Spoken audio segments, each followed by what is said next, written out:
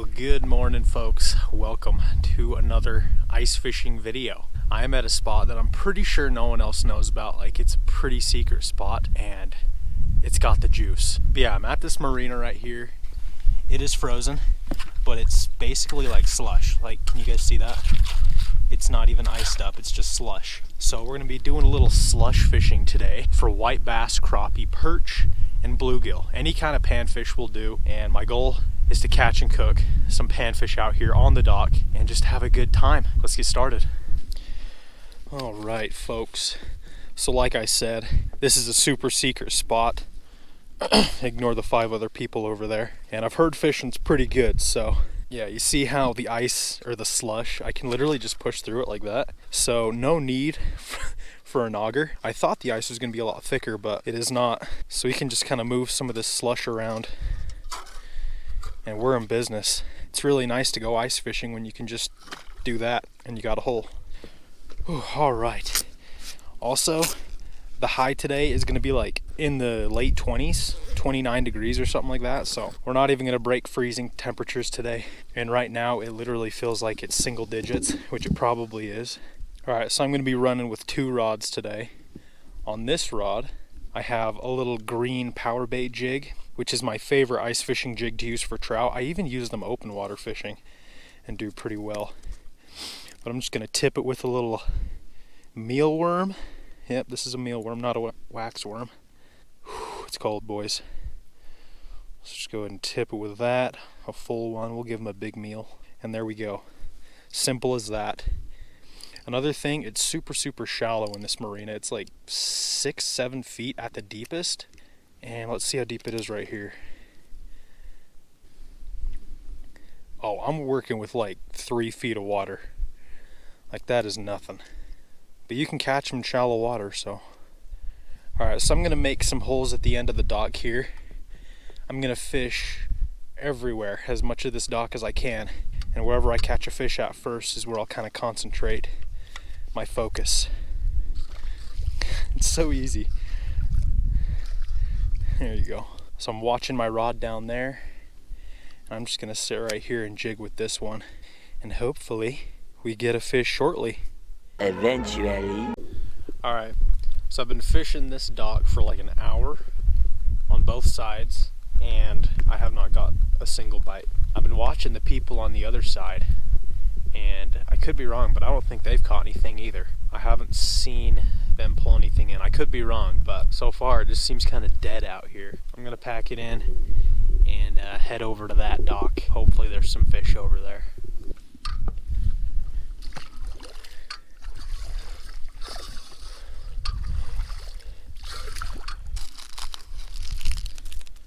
Got some shark fruit snacks for breakfast today.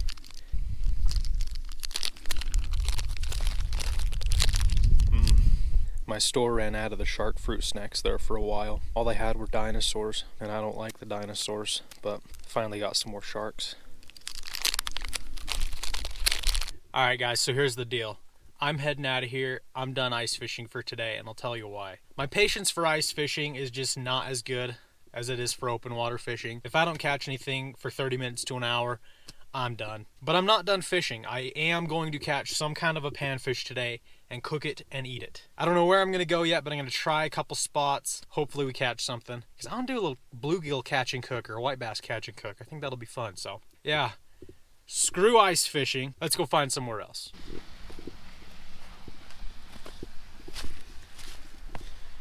All right, spot number 2.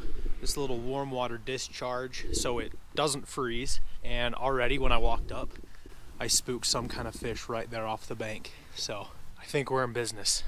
All right, got my spinning rod, my little ultralight, with the same ice fishing jig I was using just a minute ago. Let's give it a try.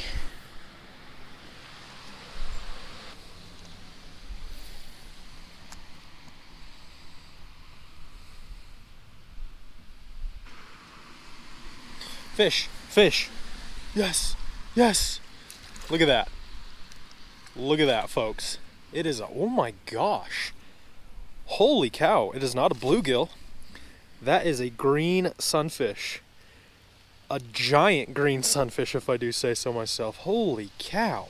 It has been a minute since I have caught a green sunfish in general, but one this big? Wow. Now do I keep this guy? We could get some pretty decent fillets off of him. You know what? I'm gonna let him go just because I have not caught that many green sunfish. And this is a big one, so might as well let him go so we can keep the population going. Nice. See you later. He's just chilling there. There he goes. Whew, heck yeah, we're on the board. That feels so good. You guys don't even know. And now, where you find one, you usually find a lot more. Alright guys, so I moved down the creek a ways. I wasn't really getting many bites at that last spot other than that one green sunfish. So I just gotta find them. Once I find them, I think they're all gonna be grouped up, and then we should start catching them, hopefully. I'm gonna tip this jig with a mealworm. Maybe it'll help them, because I got a couple bites right there.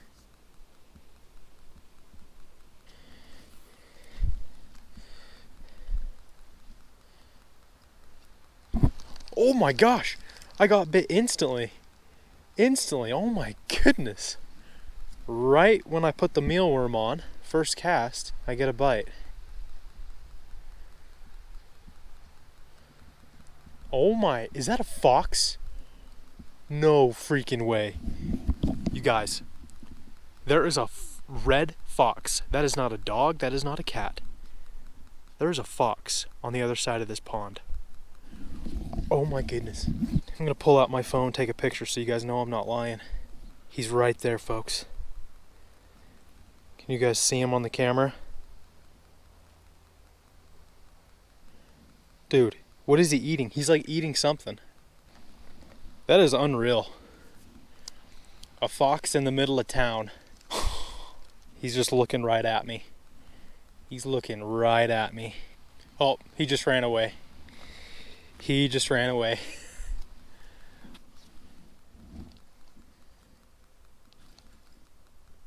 Do I have a fish? I have a fish. I have a fish. What the heck? I casted it out and I let it just sit there for a minute. Bluegill. Bluegill. Heck yeah. That's dinner. That's dinner. Whew. Folks.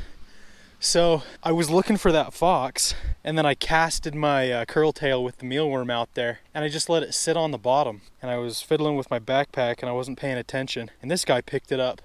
So maybe they don't want it moving. Maybe they just want it sitting there. That is a plump bluegill. I cannot remember the last time I've had a bluegill. I don't know if I've ever cooked one up on my videos, but we're going to today. And by the way, I would probably never eat these fish if it was the summertime, because in the summer this water gets really hot, and I don't know, fish just aren't as good when the water's warm. Now that the water's cooled down a little bit, this probably is going to taste pretty good. Sweet. Go ahead and get another mealworm on here. It's a good thing I brought these. All right, let's try that again. All I did, I just threw it like right there, and I let it sit for like 30 seconds. Oh, there's another bite. Fish on. Fish on. Doing the same thing, just let it sit out there. Ooh, what do we got? Another bluegill, a lot smaller. I think a little bit too small to keep. I mean, you could definitely get some fillets off that, but, well, should I keep this guy? You know what? Yeah, he's big enough. He's big enough, can't be too picky. I mean, you need a lot of these fish to make a meal, and I think the limit's like 50 fish or something like that. So we are good. I mean, there are tens of thousands of bluegill in here, I know for a fact. I'm totally fine with just cooking bluegill today, but it'd be cool to get like a white bass or a crappie. If I could get a crappie, that would just be epic, but if all we can get is bluegill, that's fine. Alright, so I'm going to throw around this yellow rooster tail for a minute, see if I can get a crappie, because I know crappie are more willing to hit like moving stuff since they feed on minnows a lot. Or maybe I can get a bass, or even a white bass. I don't know, we'll see. We'll give it a few minutes, and if not, we'll just go back to the jig.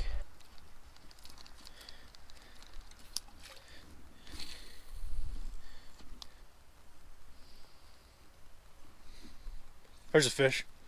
There we go. Finally, on the spinner. What do we have here? Feels pretty decent. It does feel... What is that? What the heck is that? No way. No way. I thought it was a bass. Check that out. That is a fat bluegill. One of the biggest bluegill I've ever caught. Holy cow. He ate the spinner, man. Dude, like, that dude is as big as my hand. That is a freaking giant. Giant. And we're gonna keep him because, like I said, there are just tens of thousands of these guys out there. Dude, I thought I had a bass on for a second because he was just fighting. But there we go. When you can lip a bluegill like that, that's a toad. There we go. Fish on. Fish on. I actually switched back to the curl tail with a mealworm and just let it sit there out on the bottom. And we got him. Another bluegill. Yep, another bluegill. Another fatty giant. Dude, we're catching giants today. And that is number 4. I think 4 bluegill will fill us up just nicely. I'm still going to throw it out there, see what else I can catch. But as for keeping fish, I think we're all set. Yep, there we go. There we go. Ooh, this one feels a lot smaller. Yeah, look at that. Yeah, it's still a good fish, still a good gill, but it's one of the smaller ones out there, and he probably hit it the hardest. Here you go. You know, it really feels nice to kind of change it up. We fish for trout so much that, you know, you forget how fun just bluegill fishing can be, especially when you're catching just fat dinner plates. But yeah, just changing it up is a lot of fun. Something that oh, there's another bite. Yep. There we go, another one. I love it. I love it. Another bluegill. You can tell by the way they fight. Yeah, look at that. Oh my gosh. Dude. These are giant gills. Oh my gosh.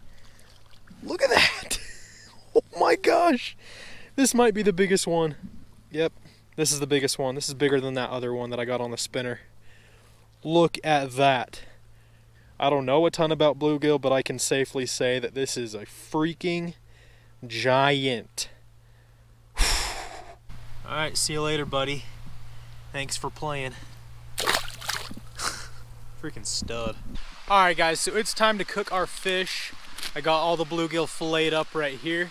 I actually gutted that smaller one because, I mean, I kind of butchered the other fillets, so I just gutted it. Go ahead and get our stove set up. By the way, I'm at this beautiful little spot by this pond under a tree because I'm trying to be sheltered by some of the snow because the snow has just not let up all day.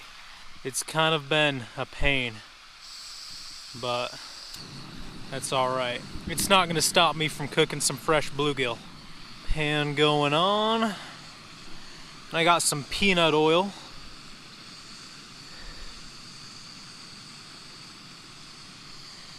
But I got here some Louisiana seasoned crispy fish fry mix. Gonna pour some on our plate here.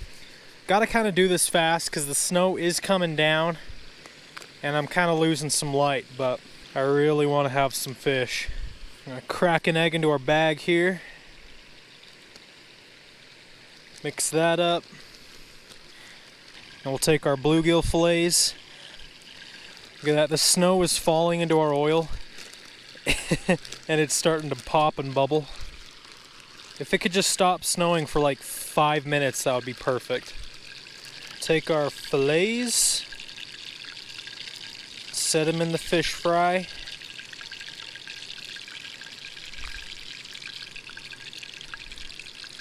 And last but not least, we have this guy. There we go. Now I'll get them all coated. I cannot remember the last time I had bluegill. It's been a minute. And the only other times I've had them, which was like once or twice, it was pretty good. All right, here we go. First fillet going in. Nice and hot. That's smelling good already. Look at that, that's the big fillet. That's that big one we got on the spinner. There we go. I'm gonna save that whole one for last, just because there's not enough room in the pan. Look at that, it's so cold. The steam that's coming off this is just absurd. Go ahead and give them a flip.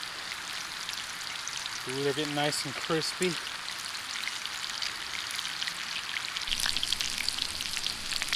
All right, they're definitely done. So we're gonna go ahead and take them off here.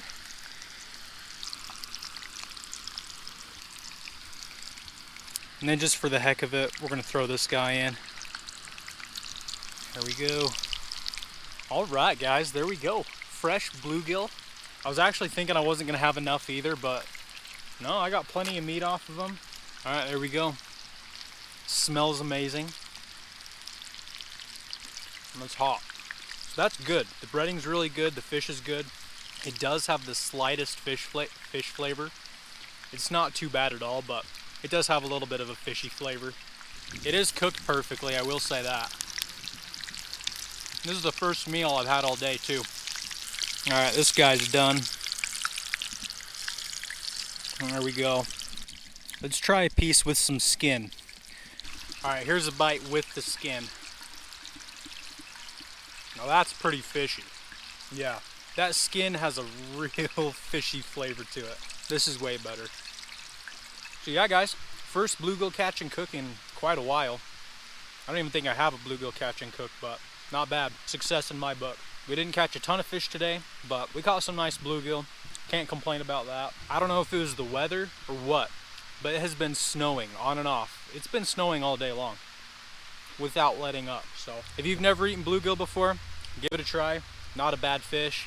Not as good as perch. I've eaten a lot of perch. I can 100% say with certainty it's not as good as perch. All right, guys, the video you're about to watch, I got to do a little bit of explaining because I didn't really do an intro or anything, so there's not a whole lot of context behind it. But basically, me and Grayson, my buddy Grayson, decided to do some ice fishing at this marina for some panfish, and there were a whole lot of people around. There were probably 40 people at this marina, so I didn't really do a whole lot of talking because I'm kind of shy. But it was pretty slow. I think Grayson ended up hooking a couple that got off. We weren't getting a whole lot of action, but you guys saw the title and thumbnail. Pretty epic stuff. I won't get too much into it, but I also wanted to mention before you get into this video, the rod I was using as well as the bibs I was wearing will be linked in the description below, and that link will take you to Aventuron's website. And if you don't know what Aventuron is, basically, it's your favorite website if you're an outdoorsman. They've got ice fishing equipment, fly fishing equipment, hunting, camping, overlanding, all that good stuff. And I've got a promo code that you guys can use from now until the end of the year. It expires on December 31st, but I got a promo code bassntrout for 20% off. And that only applies to items that aren't already discounted. So get on it while you can. Stock up for this spring. Get some fly fishing stuff. I recommend checking them out. They do have some cool stuff over there. So I'll leave their link in the description below. Use that link and check out some of their stuff. And if you want anything I was using,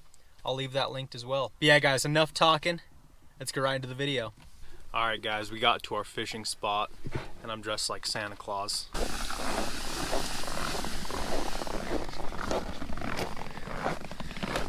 Yeah, I think she froze up pretty good. Oh, yeah. That is not walkable. Just a little cold. I think you just have to wait for a school to swim through, and that could take 2 hours. It's 2 feet deep right here. Wow. All right. Well, this is looking good. 3 hours later. That's something big. We're hooked up, guys. Hooked up. There's no way that's a white bass. If it is, what do we have here? A big old pike. That would be sweet. It's a muskrat. Oh, dude, that felt heavy. Dude, it is something big. It is not coming up. What is this? Oh my gosh. Did you see what color it was? No. Oh my gosh. What is this? Oh, it's a pike. It's a pike.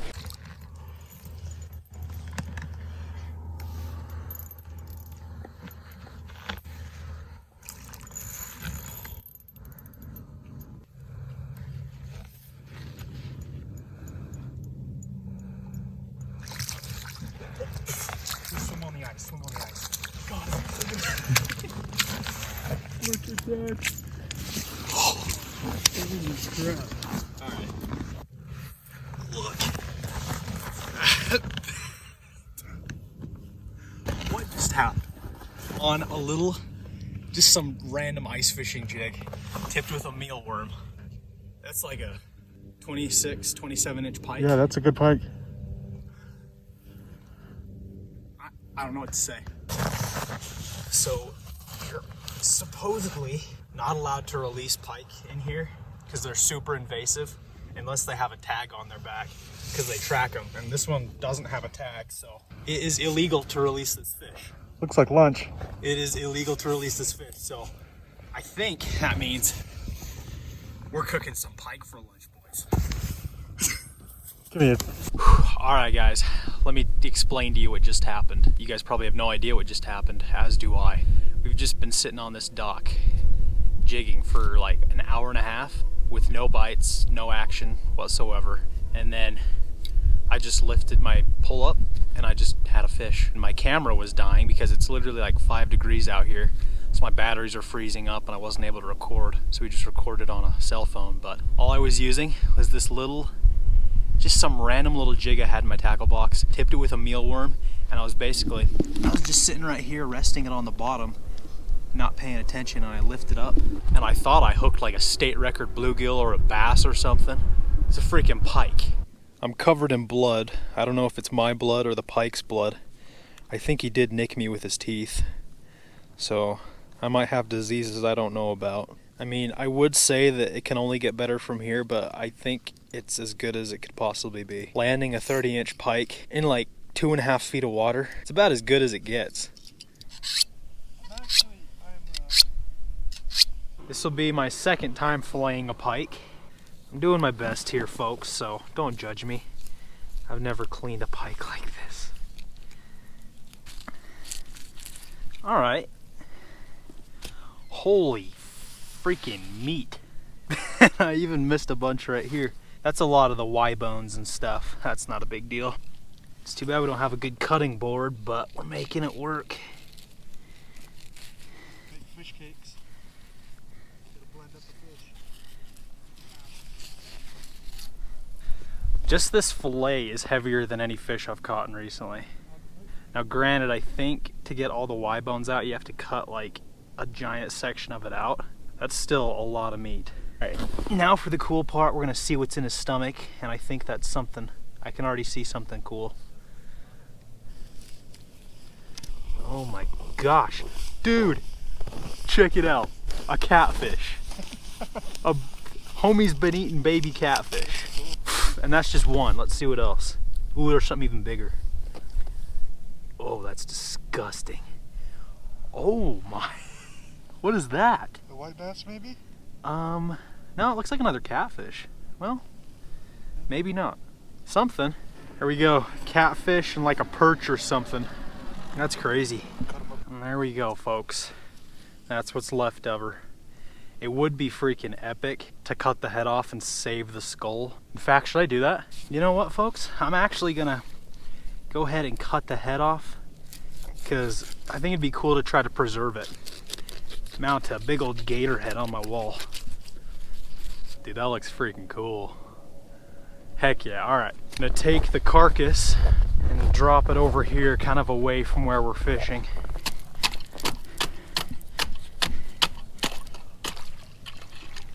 Drop her down. Out of sight, out of mind. All right, and there we go. 2 big old pike fillets. All right, guys, so I got the pike all cleaned and ready to cook. These pieces are all boneless, and then I cut away the section of each fillet with the Y bones.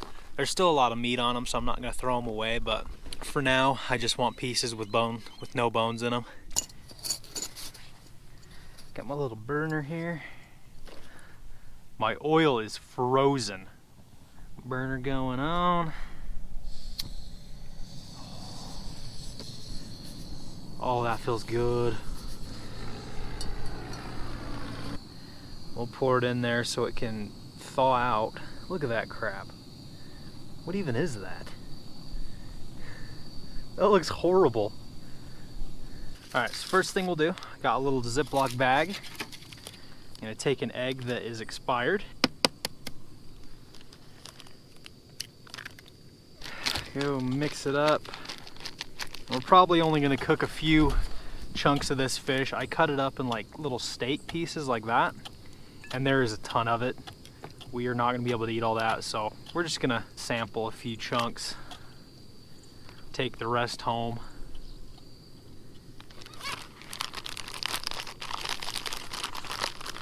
Now, take some Louisiana fish fry, pre-seasoned.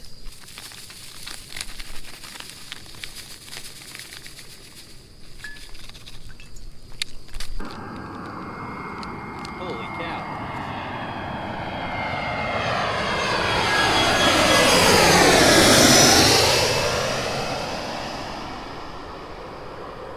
It's a big plane.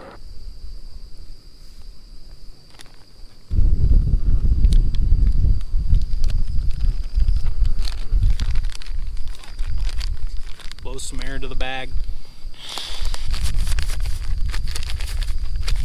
Mix it up. See if the soil's hot enough. Oh yeah, it's bubbling. Look at that.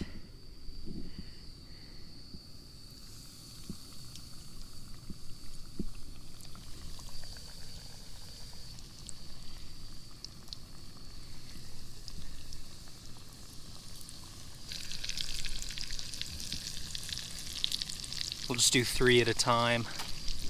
I don't want to overcrowd them. Fishing's been kind of slow, but I'm really glad that I caught that pike because now we have something to cook.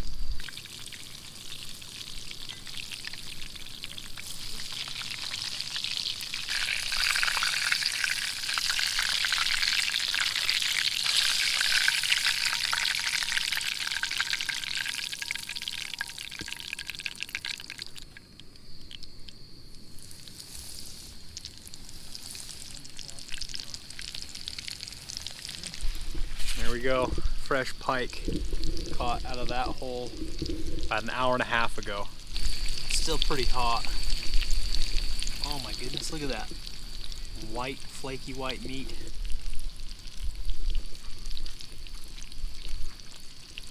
Dude, that's really good. Pike's good. That's fire. Pike is good. We gotta try some of that.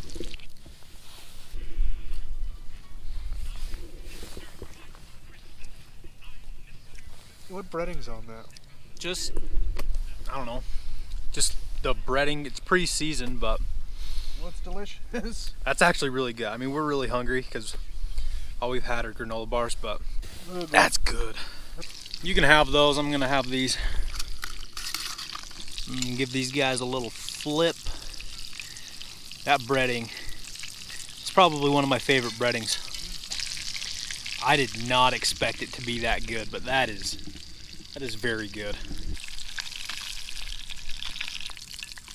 There's no more beautiful sight than that right there. There's one other thing, but I'm not going to talk about that. Pike are so much better than you'd think. I'm grateful that I caught that one because we haven't been able to catch crap for 2 hours. We've had a couple bites. That's it. It's not often you struggle with catching a bluegill, but you hook a 30-inch pike in 2 feet of water. Well, folks, hope you enjoyed. That was one of the most memorable experiences I've ever had altogether, not just ice fishing. I mean, that was crazy. Never in a million years would I have thought I would have caught a pike that big. I mean, that was dang near a 30-inch pike on a little ice fishing jig with 4-pound ice fishing line. Like, it's a miracle he didn't break me off. And he tasted delicious. I'm telling you guys, I wish I had more pike around here because they're one of the best eating fish there is. Like, it was delicious. How's it going, guys? Welcome back to another exciting video. We are switching it up today. We're not going for trout. We're going for pretty much anything else. I've come to this little creek right here that actually runs right through the middle of town. And there's actually a road right over there. I don't know if you guys can see it, but the creek actually runs underneath the road and out here. And I've actually been fishing for about an hour now, and we've caught some pretty nice fish, some jumbo gills, some bass, and we're cooking whatever we catch. I'm not done. We're gonna keep fishing. I just thought I'd do an intro right now. As far as my setup goes, I got a 4'6" ultralight rod. with my Piscifun Flame spinning reel, spooled up with some 4-pound line. I'll leave this reel linked in the description below. It's been doing really well for me. And feel free to use my promo code BNT15 for 15% off. But yeah, I'm gonna keep fishing. Hopefully we catch some more big ones. Stay tuned.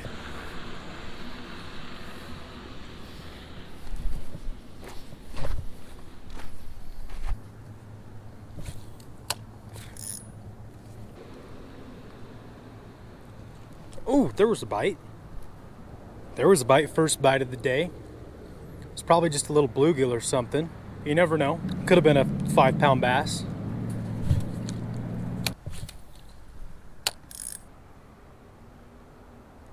Oh, there was another bite. I'm getting bit clear back up under there. But they just feel like little machine gun bites, you know, like tap, tap, tap. Oh my goodness, there was another one.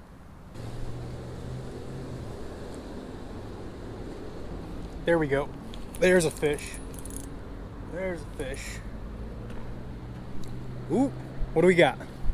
Little largemouth. Little largemouth bass. Check that out, folks. First fish of the day is a little bass. Now, we could cook that guy. He's a little small.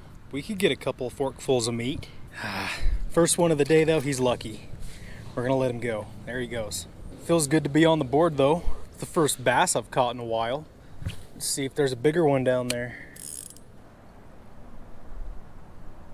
There we go. There's another one. There's another one. Looks like another little bass. Yep. Another little largie. There we go. Take that all day. This one's even a little bit smaller than the other one, so we'll let him go. I'm not opposed to keeping a bass. I mean, if you are going to keep a bass, it's best to do it in the winter, because that's when the water's coldest and that's when they taste the best. But you know, I'd like to get a crappie or a catfish, even something like that. All right, I got a little Mep spinner tied on. We're gonna see what we can get with this. Let's throw it up there, see if there's anything sitting in the shallows.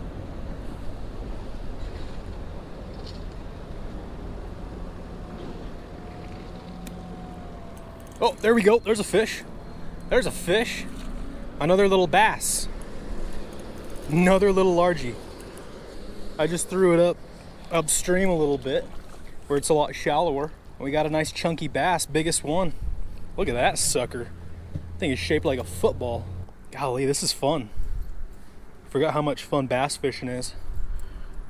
Chunky little dude. Just toss him back. Oh, there we go. There we go. Something nice stopped it. What do we? Oh, he came off. Dude, that felt like the biggest one for sure. Oh my gosh, that was either a big bass, catfish maybe. I mean, the possibilities are endless. Oh, there we go. There we go. Something crushed it. Doesn't feel too big. Probably just another little bass. Yep, another little largie. I actually switched again.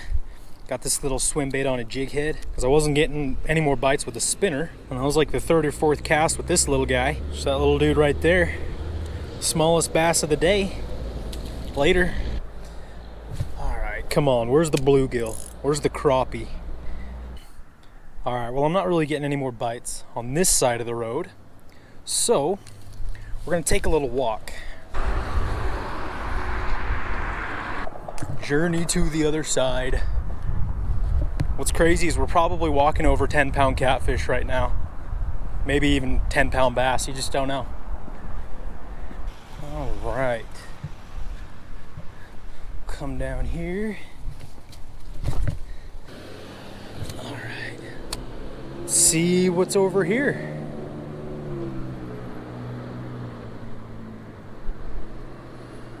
Oh, there we go. First cast fish. What do we got? Little bass, little largie. I mean, if this is all we catch today, we're gonna have to keep one, because I am cooking something, I'll tell you that. Oh, I just got hit by something. There's a carp right there. There's a pretty decent carp. There we, oh, just missed one. Oh, there was one. There was one. There he is, there he is. Dude, another little bass. There's probably just tons of these little guys down there. Later, dude.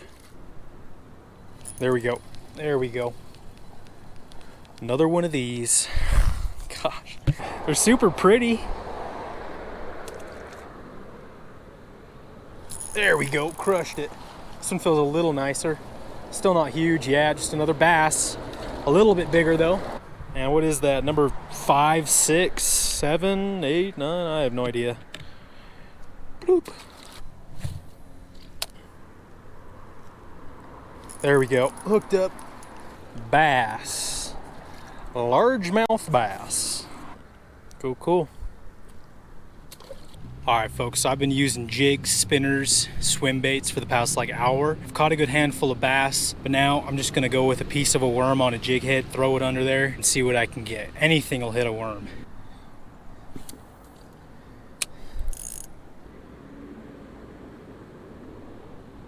Got him. There we go. Got him. What do we got? Please be... Oh, it's a bluegill. It's a bluegill. Look at that. Something we can cook. Look at that. Finally, dude. We've been catching bass, and I'm not complaining about that, but I was just hoping we could get a panfish of some sort that we could eat. And there we go. Bluegill. Take a little rock here and send him good night. All right, there he goes. We'll just set him right there for now. We need at least 2 other little bluegill to make a meal. Or a crappie, green sunfish, white bass, something like that.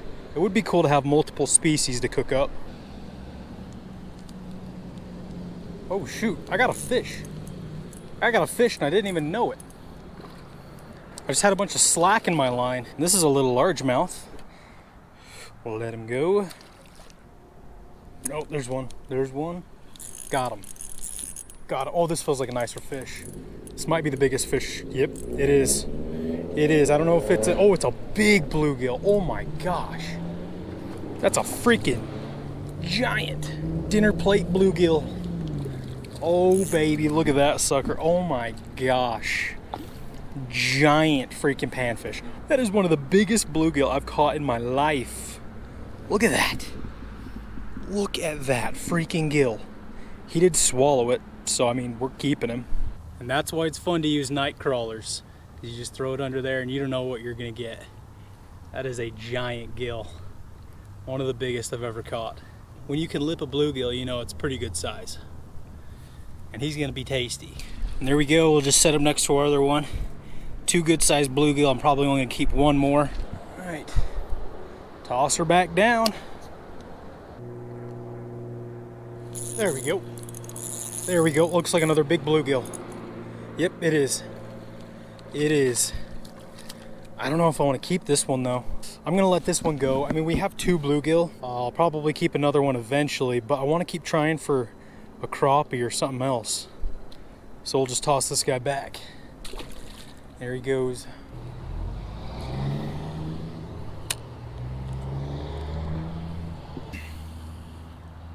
Oh, there's one. There's one. Got him, hooked up. Oh, it's nice, whatever it is. Big, oh, it's another big bluegill. That's another giant bluegill. Holy cow. I come out in the main area, first cast, we get another giant gill. Oh my gosh. It's just another beast. That is a massive bluegill. Cool, cool. I'm gonna just toss him back. Whew. See you later, buddy. Just toss her back down. It's not too deep out there. It's probably like 2 feet at the most. Oh, another one just grabbed it. Oh my gosh. Oh, what is that? Oh, it's a little bass. It's a little bass. I'm just tossing it out right there. It's a couple feet deep. And man, almost instantly, we're getting smoked. Oh, got him. Got him. Another big old gill. You know, bluegill are almost more fun to catch than bass. I don't know what it is. They just fight so hard. They're beautiful. Underrated sport fish for sure. There we go. Oh, little guy. Little bluegill. This is the smallest bluegill we've caught today. Look how pretty they are. Golly. There he goes. Oh my gosh. There we go. Oh my gosh. This is a nice one. This is a nice one. He just took it and ran with it. That's a giant gill. Giant gill. This might be the biggest one. He's fighting like it. Look at that. Oh my gosh.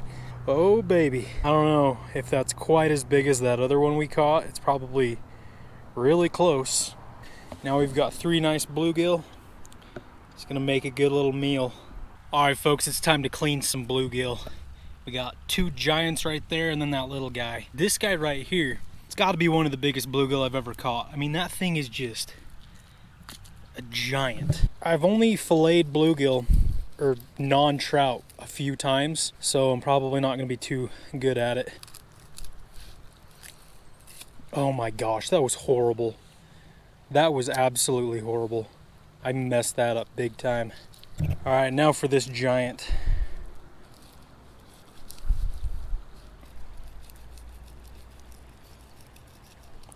I'm just trying to cut around those rib bones and get as much meat as I can. I really don't want to mess this one up.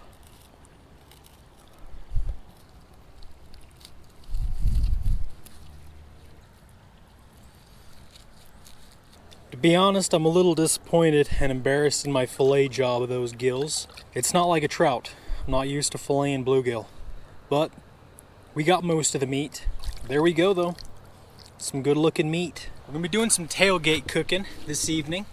We got our bluegill fillets right there. I just patted them dry.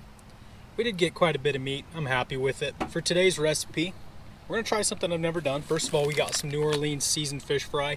Never tried that kind before. And then we have here some yellow mustard. I have heard, and I've actually seen a couple other videos of people doing this. Instead of using like an egg to fry your fish in, you coat them with mustard and then coat them with the fish fry. And that's supposedly really good, especially for white meat fish. It sounds kind of good, I'm not gonna lie. So I guess the first thing we'll do, we'll take our mustard, we'll just throw some in this bag. And then we'll take our fillets, beautiful bluegill. I just ended up cutting that whole section of rib bones out right there because it was just not even worth it. It was too much of a pain to try to cut the rib bones out and just save a thin strip of meat. So I just cut them out completely. Just drop them in like that. That's a good size one. That's from the big guy. So there we go. We'll just mix that around, try to get them all coated.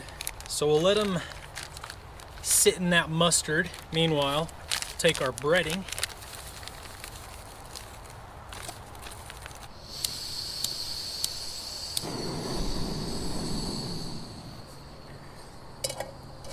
Oh, good job.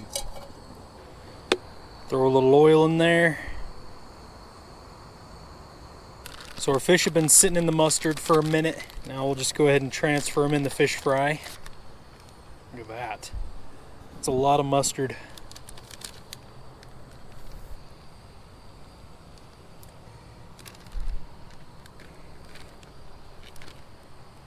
We'll just do a few at a time. I'll shake them up.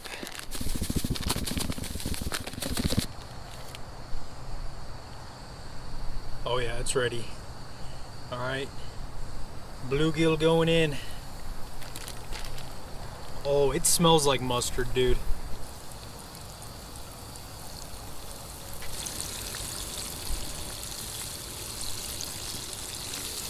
I'm excited to try this. It's been like a year since I've had bluegill, and then trying them with a new recipe.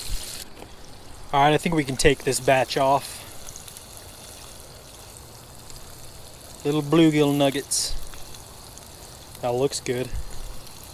Looks good, smells good. We'll let those cool, and then in the meantime, we'll throw these ones in.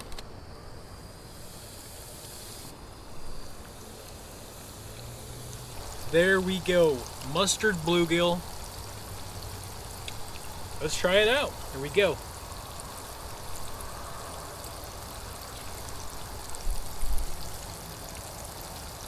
Hey, that ain't bad. That mustard flavor really comes through. Anytime I've ever eaten fish from that body of water, it's always a little bit fishy. Maybe it's just the way bluegill are, but I've had bluegill out of there a few times and they're always just a little bit fishy, but that mustard flavor covers it up almost completely. I like this a lot. This is the best bluegill I've ever had. I've only had bluegill like 4 times, but still. I wish I would have caught some other kind of species. We caught some largemouth. One, none of them were really big enough to keep. We could have if we really wanted to, and we couldn't find any crappie either. Well, that was really tasty. Definitely gonna be trying that with some trout. I think it'll be really good on trout too. But I'm gonna go ahead and end the video right here. Hope you guys enjoyed watching. Fun day, caught some bass, caught some chunky bluegill. Haven't done that in a while, so it's nice to kind of change it up. All right.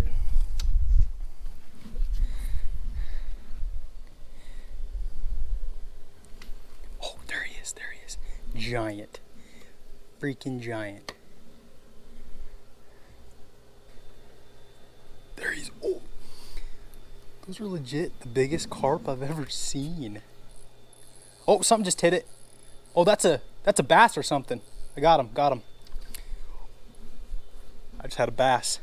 There he is again, there he is again. Hey, drop it down here. There's like a crappie or something. There he is. Hey, drop it. There's a couple of them. Got him. Oh, there's a crappie. Yep, crappie down there.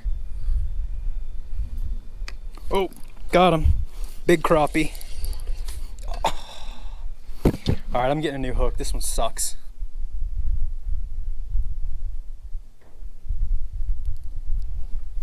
All right, that's gonna get him right there. Eat it. No, it's like 3.5 feet, 4 feet. Yeah, he's right there. A carp or... Oh, got him. Smoked it. Big one. Look at that. Holy crap. Well, here we go, folks. First fish of the day, first fish of the trip, giant crappie. And we've missed, I saw a largemouth, carp, and I think that's just it. Crappie, largemouth, and carp. That's the first one that committed to it. Giant crappie. First fish of the trip. We're gonna let him go though. Wow. We love it. Thank you, buddy. That's what got him right there. White curl-tail grub tipped with a night crawler. Got him. Another crappie, bigger. What? You got him? Got him, doubled up, folks. Doubled up. What is that? Gill.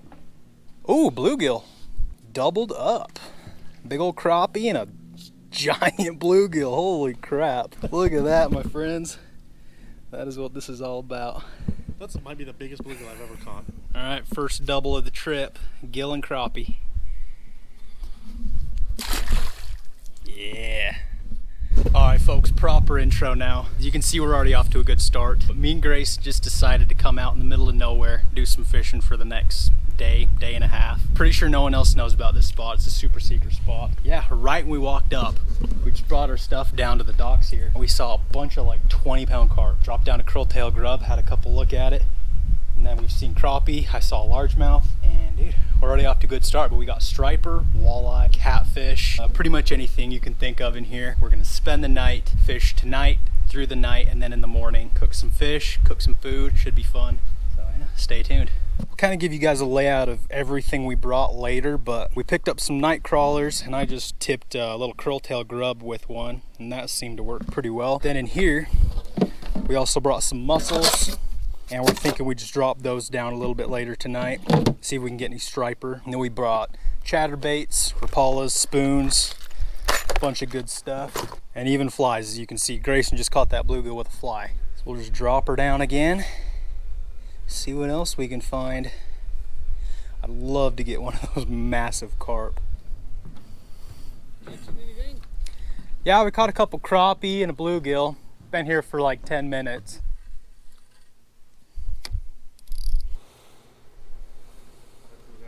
Oh, got him. There we go. Another crappie. Oh shoot, it's tangled up. There we go. Got him. These are some stud crappie. There we go, you guys. Third, what is that? Third crappie of the day for me. Heck yeah. Do we want to keep this? Why not? Why not? Heck yeah.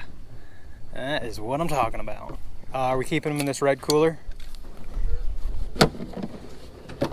Should probably knock this guy out. I'm gonna stick him real quick right here in the head. Toss them in there with the mussels. There we go. Get back down there. There's not a ton of fish swimming through. That was only the third crappie. We've been here like an hour. We haven't really seen any more carp swim through. Oh, I just spoke too soon. Another one. Another one. Maybe a bluegill. But yeah, we're just not seeing a whole lot of fish. We haven't seen any more carp. We've only seen a couple crappie here and there, and then we both think we saw at least one largemouth.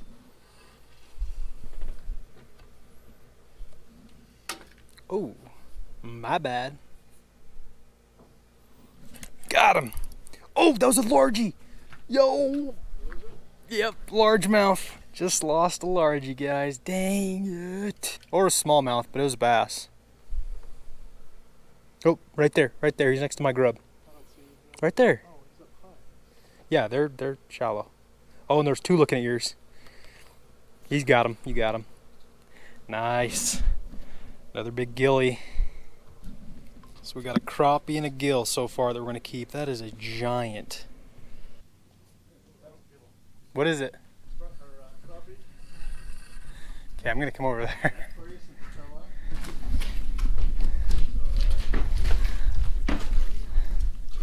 Yeah. That's a good one. Good crappie. Holy cow. Yeah, dude, that's a stud. Holy cow. Heck yeah, dude. I've been chasing him for like 20 minutes.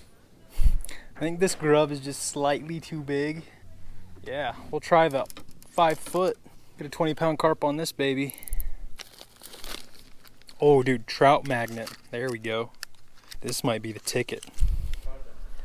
All right, trout magnet, baby. They are not, especially, look how bright that is. Yeah. You'll be able to see that clear on the bottom. Is that a bluegill? I don't know. Are you kidding me? Come on, eat it. Got it. Nope, crappie. Little crappie. There's a bigger one down there. Get this guy back quick. Nice. We'll throw him away over here. Don't want to scare the other ones. Yep, got him. Crappie. Holy, I was not expecting to catch. I was just thinking we were gonna get some smallmouth and striper. Yeah, another pretty fish. Oh, you got a big old crappie coming to you. Let's see if he'll go for my trout magnet. Let's see who he wants. He's just eyeing yours down. Bro, he doesn't want either. Oh, yep, he got it. That's a nice one. That's a nice one. Holy cow, nah. Oh my gosh. Is something bigger than yours? This is 4-pound line.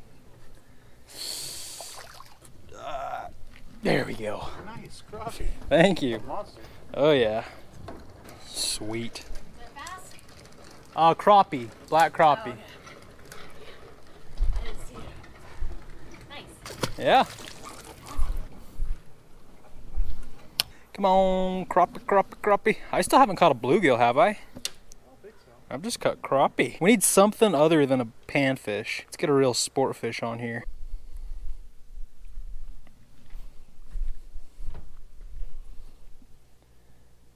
Oh, there we go. Got him. Wait, what is that? What is that? What the heck is that? I don't know what that is. I don't... Oh, a smallmouth. Big old smallie. Big smallie, folks. Yes. Oh, no. No. He's getting around that cable. He's getting around that cable. 4-pound test, boys. That's right where I lost a bass earlier. Yes.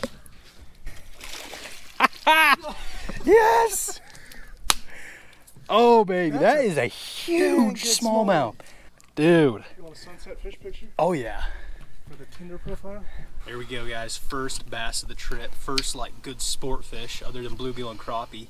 That's probably a 2-pound smallie, 2.5-pound smallie.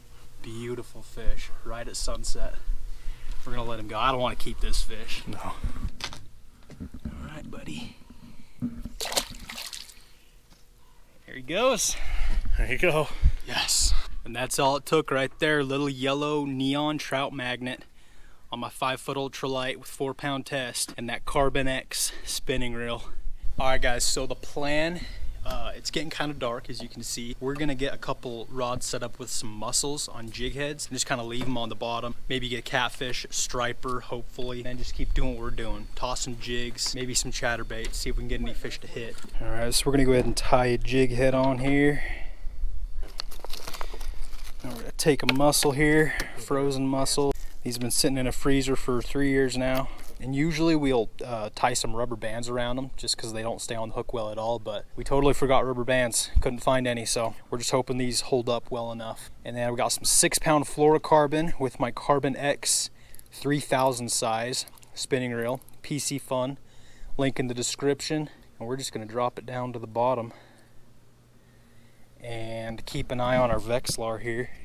So we're in about 56 feet of water, 56.3. There I am. All right, so I'm gonna leave this about a foot or two off the bottom. Hopefully we can get a catfish or something coming up to it.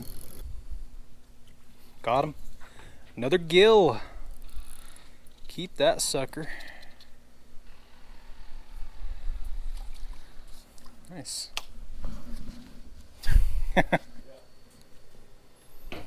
Oh, I got one too. Oh, big old crappie. Bruh, I cannot catch a bluegill. I've only caught crappie. Still have yet to get a gill. Nice, hefty feller. Sick. Bro, this is so much fun. Here we go. It's crappie number like 5 for me. I don't even know. Sweet. Well, I can safely say this is the best day of crappie fishing I've ever had. Size and quantity. Oh, there we go. Oh, little guy. No. Another crappie. Crappie. Something just came and looked at our stuff. Oh. See you later. Wish you could use crappie as bait. By the way, folks, if you want to check out any of the reels that I'm using, Carbon X and the Viper spinning reels, I'll leave them linked in the description below. I got a promo code you guys can use as well, BNT15, get you 15% off. Save money. Oh, that was a real, oh, got one. Bruh, oh, there's my bluegill. There's my first bluegill. Yee. Wow, these are very dark colored bluegill. Nice and orange. Check that out, folks. Ow! Well, this is my first gill of the trip. Surprised it took me this long to get one, but I'll take it. And we're gonna toss him back. Later. Sometime later. Alright guys, a little update for you.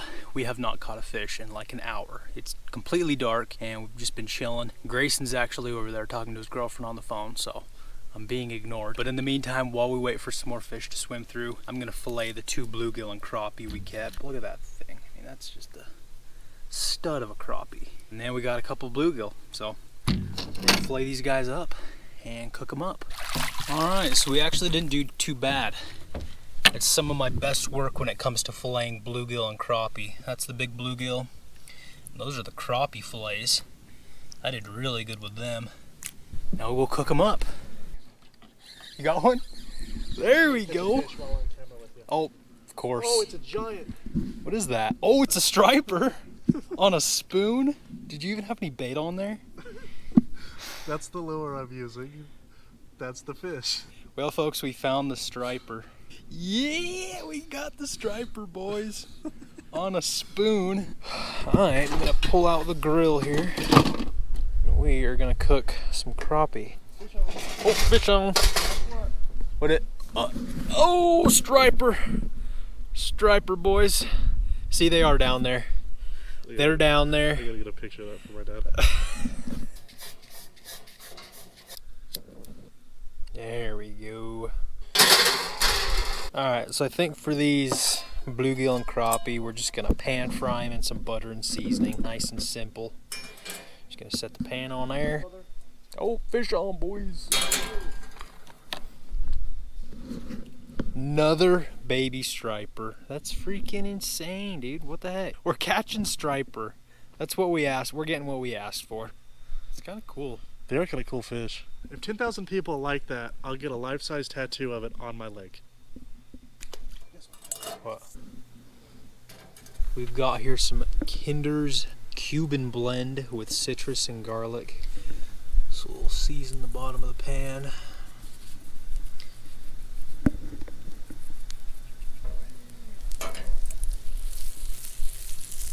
We'll come over here and grab a fillet of crappie. We'll lay them in there. And we'll grab some bluegill as well. There we go. Season them up. Alright, looks pretty good. I would try to put the lid on there, but that might work. Yeah, that'll work.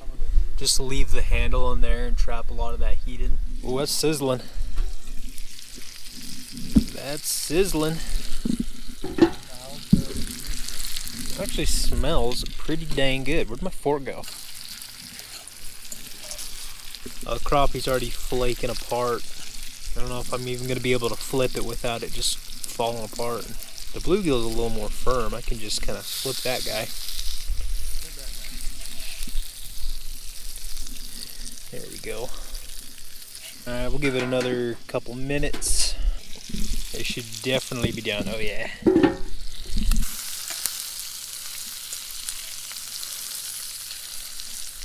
Alright, well the crappie kind of just fell apart like it usually does, and then the bluegill kind of stayed intact somewhat.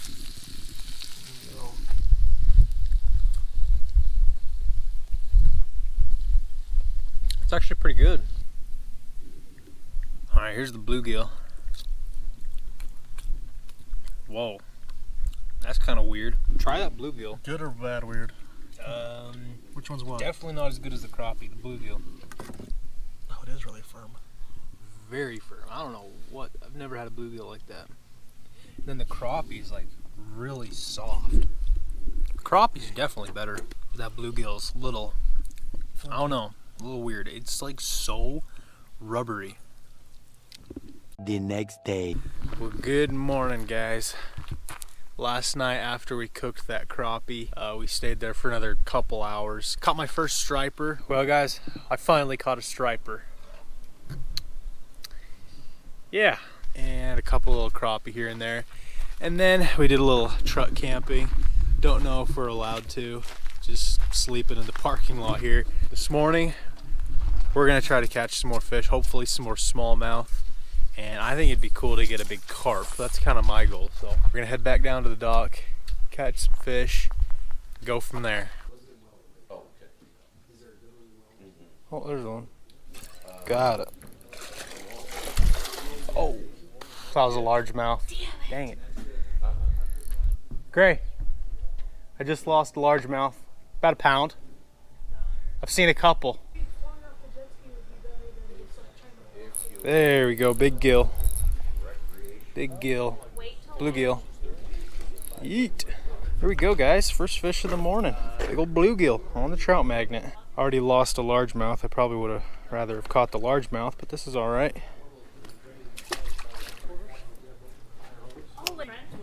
Oh, another one on the drop. Another gill. There we go. Oh, there we go. Yeah. One of the big ones. Yeah, I lost a largemouth a little bit ago though. Yep. And we've seen some monster crappie. He had like a 3-inch swim bait on and they were swiping at it. Like really big crappie.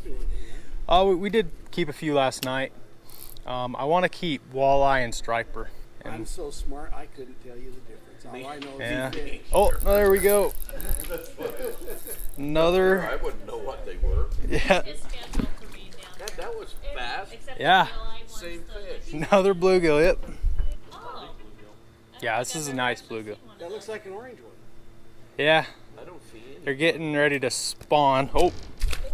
When they get ready to spawn, they get darker colors. Oh. There's a crappie or a largemouth. There we go. Oh. That's not what I saw. Another bluegill. Nice, number 4. Oh, there we go, another one. Oh my gosh. There's a big school of bluegill down there. Crazy. Yesterday it was crappie, today it's gonna be bluegill. I mean, for that being your average size bluegill, that's pretty good. They're a little deeper, I think. That one was like 10 feet. I gotta get up.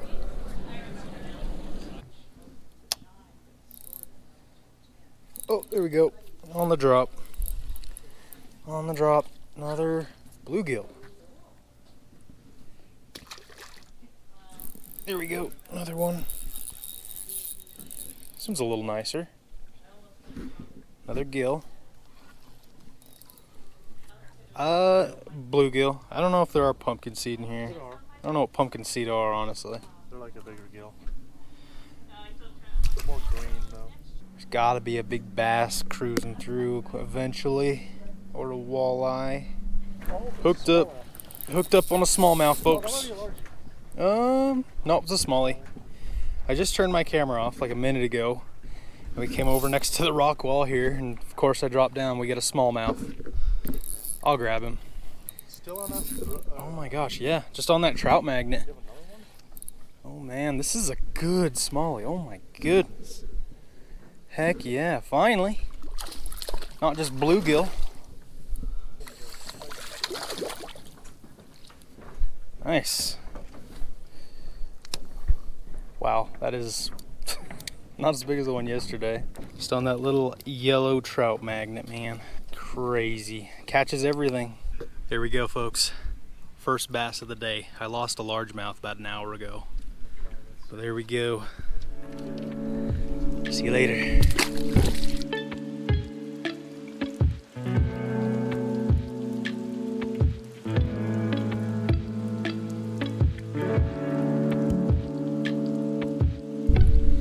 Here, I'll make another cast right here where I caught that bass real quick.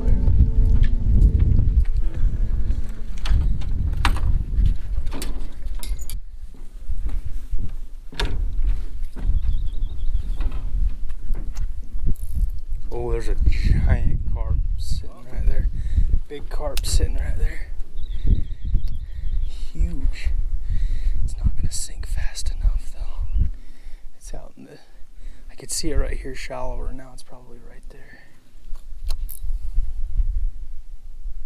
Oh, there he is. Look at that. He's eating stuff right off the rocks, off the rock wall. He's like sucking the wall. It's gonna go right down to him. Maybe I can land it right in his mouth. This is our chance. Folks, there's a carp like 3 inches away from my jig and he's eating. Hold on. I don't know whether to drop it down or just wait for him. I just wait. Got him! Got him! Got him! Got him! Huge carp! Huge carp! Oh baby, here we go. Here we go. Oh, that's a 20-pound carp. He's so lazy. Look at that. He's not even fighting. This is still gonna take a while. I'm shaking, man. This is what I've been waiting for. His head? Oh no, nope. Not to get him to go under. Oh no. There he No. goes. Hold on. No. As long as he can stay out here. Where'd he go? Right there. Okay. Oh, he's gonna see me. Do that. Oh, oh, no. Is there a cable under there? Yeah, probably. Good for a minute, actually. Try to get him. Okay, here he comes. Here he comes.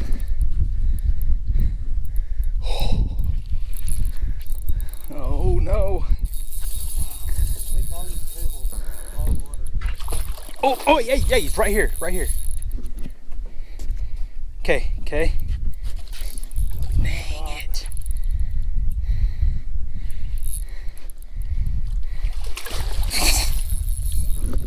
Holy crap. I'm shaking. Oh, okay. 4 pound. 4 pound line. Okay, here he is. Nope.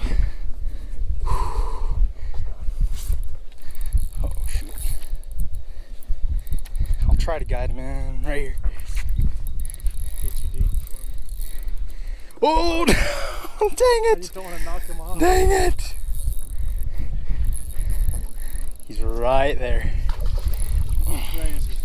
Okay, I'm gonna guide him right here. Right here. Dang it. He sees that net. Oh yeah, oh yeah.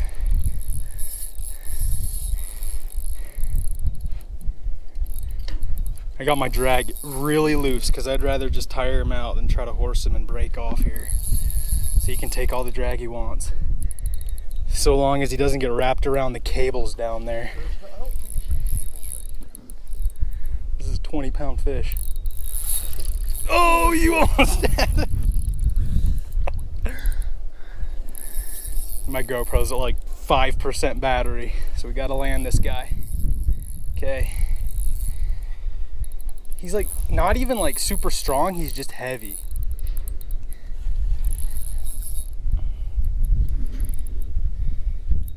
Okay. Oh. He's done.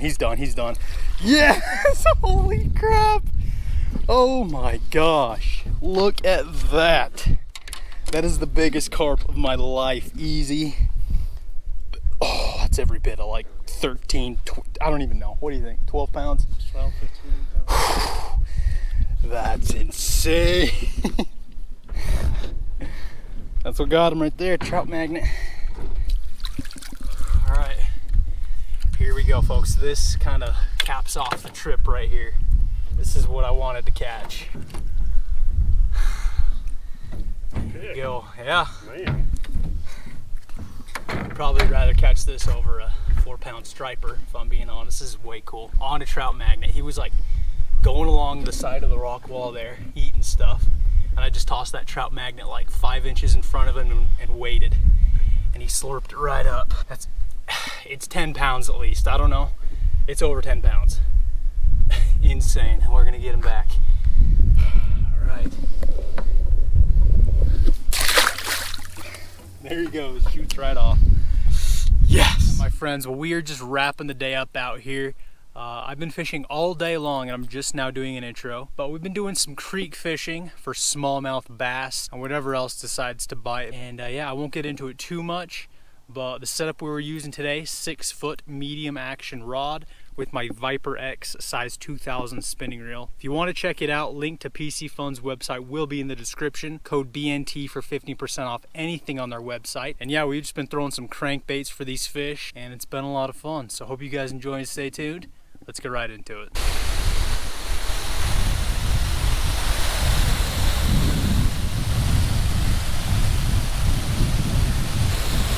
This looks good, folks. I think we're gonna start with this curl-tail grub. Just toss it down there, see what we can get.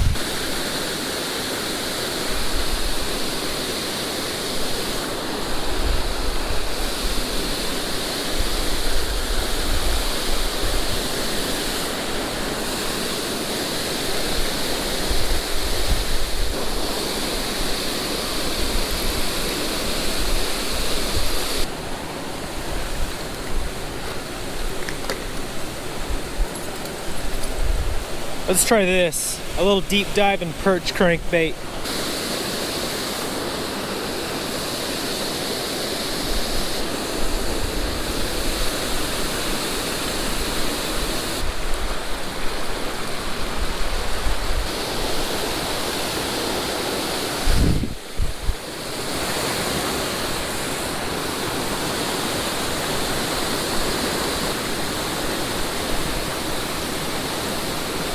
There we go. There we go, little smallie. Check it out, first fish of the day. A little smallmouth on my deep diving crankbait. I actually broke off on that last crankbait I was using and I switched to this guy and he got it. Just a little guy, but it's a start. There we go. Hopefully we get a lot more of these so we can cook one up. I'll let him go. See you later, buddy.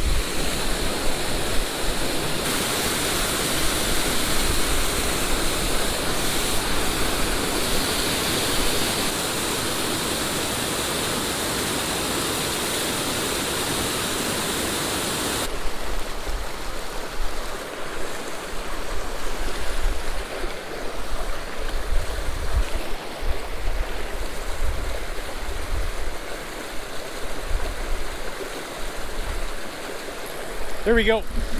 There we go, fish on. What do we got? Feels a lot nicer than that smallmouth we caught earlier. What do we got? Oh, he's pulling drag. Oh, big smallmouth, dude. Giant smallie. Giant smallie. Hold on. We need to get the net for this guy. Heck yes. Woohoo. Big, dude.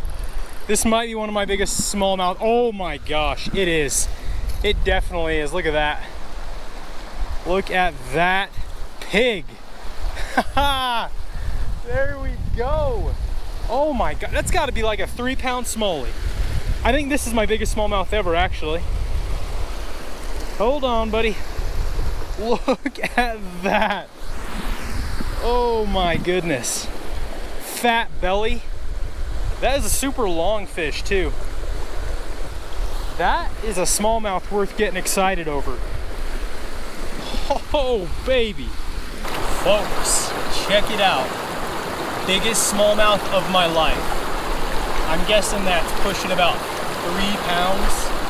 She's really fat and long and absolutely gorgeous. Look at those bright bronze colors.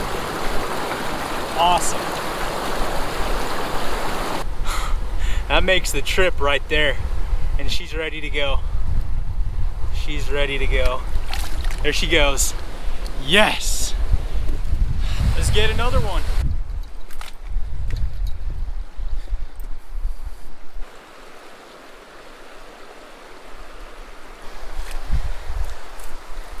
Yeah, this is the best looking spot we've seen so far. That looks like it gets super, super deep. There is 1,000,000% fish down here. The only question is, are they gonna bite or not?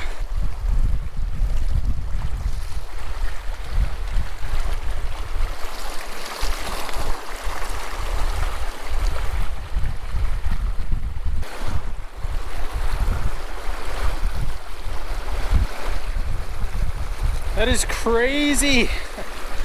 Nothing right here. And I took like 30 casts.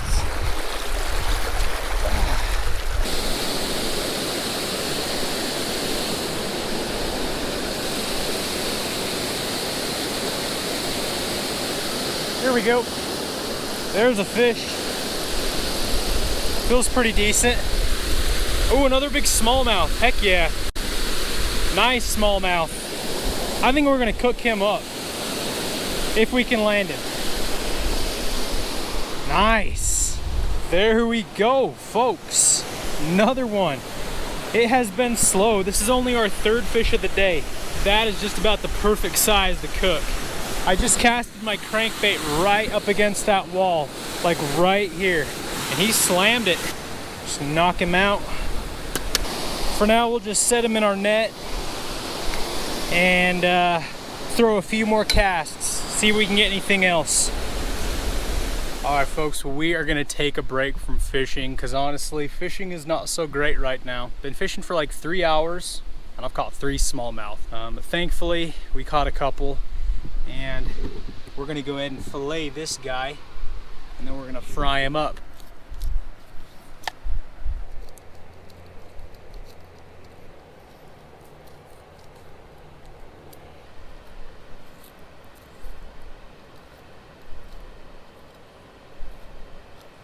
All right, there we go. I think we did a pretty good job. We didn't leave much meat at all. So we'll just toss him out there. I think there's some catfish that should enjoy that. It's not a half bad fillet job. I can literally count on my hands how many times I've filleted bass in my life. So, I mean, that's not terrible. As long as you get most of the meat, that's all you can ask for. And I'm definitely gonna rinse them off with some water bottles that I brought because this water isn't exactly what you would call clean. But, yeah, let's cook them up.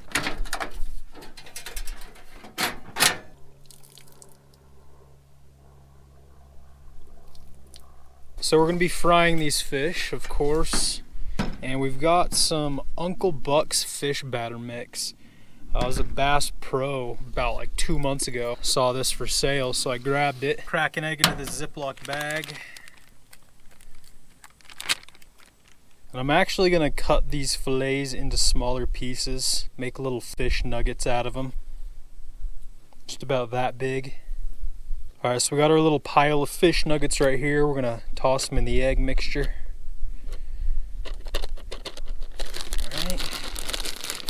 And then we're gonna take some of our Uncle Buck's batter, which, by the way, kinda has a creepy look to him. I don't know what it is. Ooh. That smells good. It's kind of got like an orange reddish tint to it. All right, we'll throw some in this bag. Now we'll drop our fish in the bag. Just do a few nuggets at a time. Yeah, I wonder if this is spicy because it's kind of orangey red. All right. See if this oil's hot enough. Oh, it definitely is. We'll just go ahead and drop them in. Fresh smallmouth bass. Already smells good. I don't want to overcrowd them, so I'm going to let this batch cook and then we'll toss the other ones in. Alright, yeah. Go ahead and give these guys a flip. Ooh. That actually looks pretty dang good. I'm excited to try this. I've had bass like 2 other times if I remember correctly. I think I've made 2 videos. In each one there's always someone who's like just completely floored that someone would keep and eat a bass. Like, that makes no sense. A fish is a fish. You can eat a fish. A trout's a sport fish. Pike, bluegill, crappie, they're all sport fish, so they can all be eaten. And bass are pretty tasty. I will say, not as good as trout. In my opinion, maybe it's just because I'm more used to eating trout, but they are good. All right, this batch should be done. I can feel they're nice and crispy. So we'll just set them on the paper towel to dry off a little bit. There we go. Throw this other batch on. All right, let's try this bass out. Looks really, really good. Just little nuggets. Let's try this out. This is like the 3rd time I've ever eaten smallmouth bass. Hot.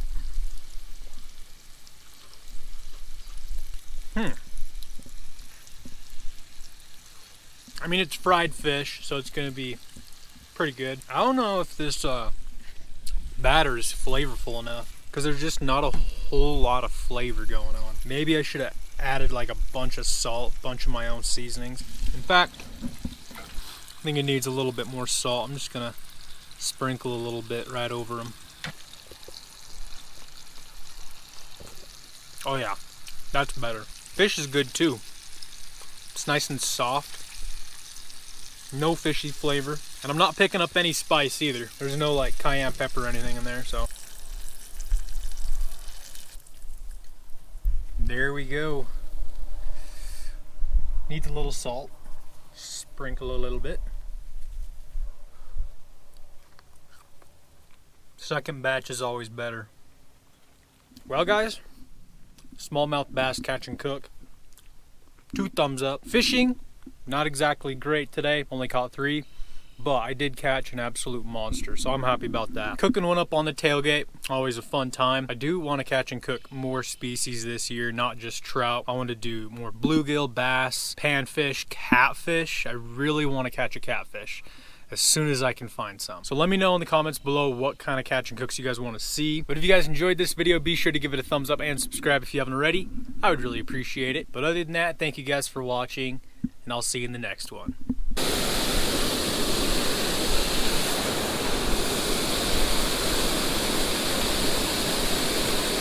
There we go.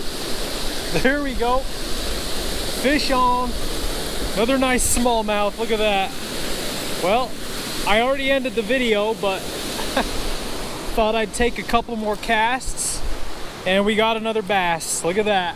Well, there we go, guys. One more fish to cap off the day. Beautiful little smallie. We'll toss him back. There he goes. Oh, there we go. Another little smallie. Wow, well, as soon as I end the video, that's when I'm gonna start getting bit by more fish. Yeah, that makes sense. Another one. Heck yeah, dude. Smallie. See ya.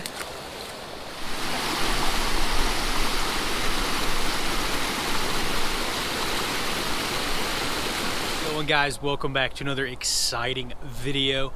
I'm actually just wrapping the day up. Haven't done an intro. We've been catching tons of fish. We have been absolutely slaying giant bluegill. If you like watching giant bluegill get caught, this is the video for you. And we're cooking some up. It's been a fun day. Hope you guys enjoy. Let's get right into it. All right, we're gonna just start right here. Looks like it gets pretty deep out there, and I'm sure there's some gills hanging out. Starting off with this little tube jig sent in by one of you guys. I can't remember your name right now, I'm sorry, but he actually sent me a whole box of these tubes, and we're gonna give them a try for these gills and maybe some largemouth, and then I'm just gonna tip it with a little piece of a night crawler. Where are they at? There they are. All right, we'll just pinch off a little piece of them. I don't often use worms, mainly because I don't like getting my hands dirty, but you know, sometimes you just want to have that little extra edge. And there you go, that's bluegill candy right there. Give it a little toss out in the middle and just let it sink to the bottom. Let's see. I'm sure there's some gills hanging out under this grass mat. There's gotta be. Especially on a bright sunny day like this, they're not gonna be out in the open. Oh, there's a big old carp. Oh no, that's a largemouth. Oh, holy crap, there's a big largemouth right there. There's like a 3-pounder that just swam out from under this grass. Oh my gosh. All right, I've never not caught a fish at this spot, so we should get something. There's a bite, there's a bite, there's a nibble. There he is, there he is. I'm gonna let him eat it. I'm gonna let him eat it. There you go, fish on. Good one, good one. Good fish. What do we got? Oh, big bluegill, big bluegill. This is what we're after. Yes. Oh man, that's a giant. That is a giant gill. This is what we came here for. Holy cow, dude. That is a freaking stud. Whoa, that'll fit in a frying pan nicely. And look at that orange belly, that's super pretty. All right, we are gonna keep him. Today is a bluegill catch and cook, so go ahead and give him a quick death here. I don't care who you are, that is a giant gill. When you can lip him like that, I mean, just look at him. Wow. Okay, we're gonna just sit him right here. And we're gonna keep fishing. I'd say we'd need about 3 bluegill that size to make a decent meal. But, you know, I'll take what I can get, right? There are also crappie, green sunfish, white bass, and largemouth. Oh, something's got it, something's got it. There we go, he just took it and went with it. Another nice one. If this is another bluegill, it's another big bluegill. What is that? Yep, another bluegill. Not quite as big, but this is a little female. You can tell the difference because, well, I guess the females just aren't quite as pretty.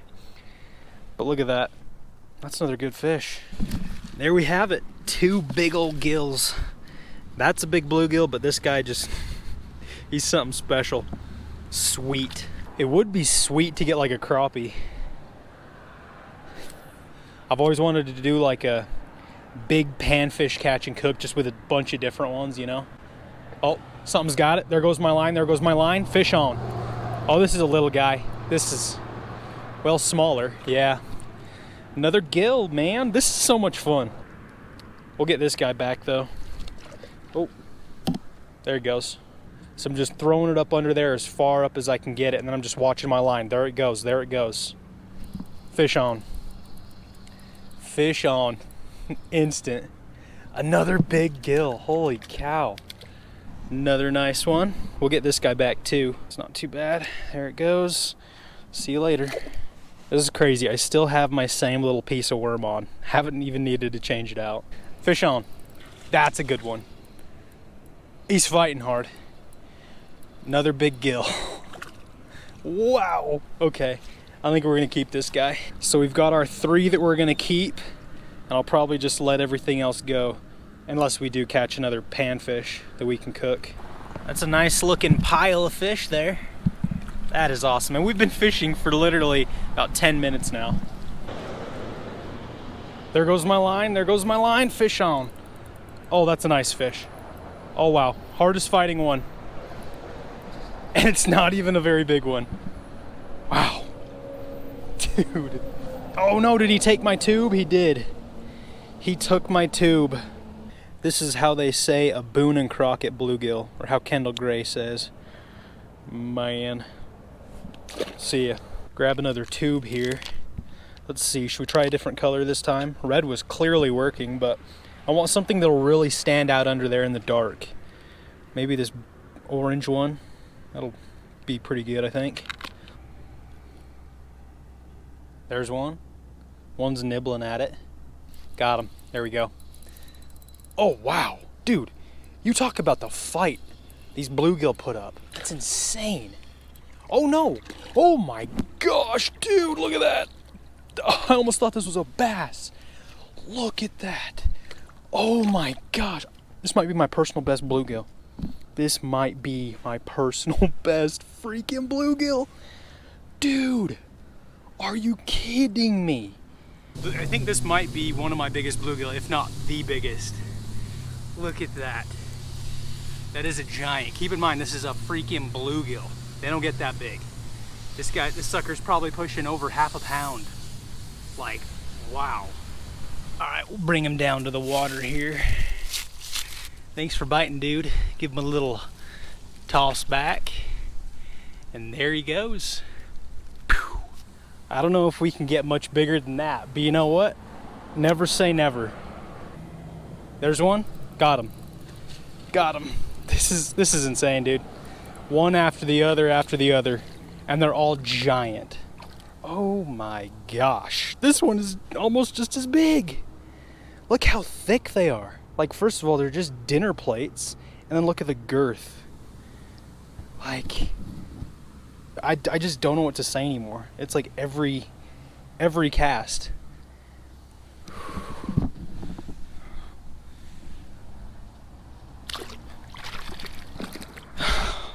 Another slaunch. Like, look at that. He's got that little hump. When bluegill get really big, they get that little hump above their nose, and they're just thicker than anything. What does Thai Pig Patrol call it? The bluegill that bass are afraid of? That's what this is. Like, look at that. Wow. Oh, there he goes. I was gonna try to get a good shot of him, but he gone.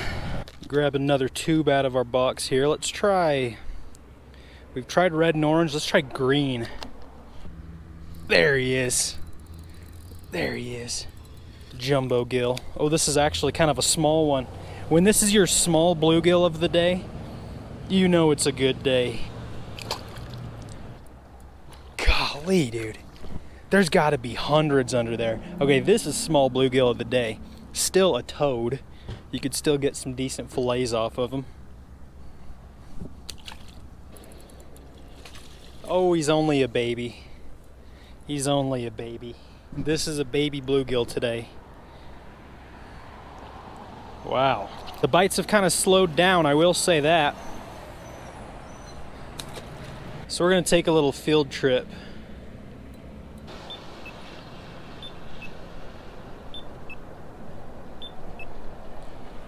Come on.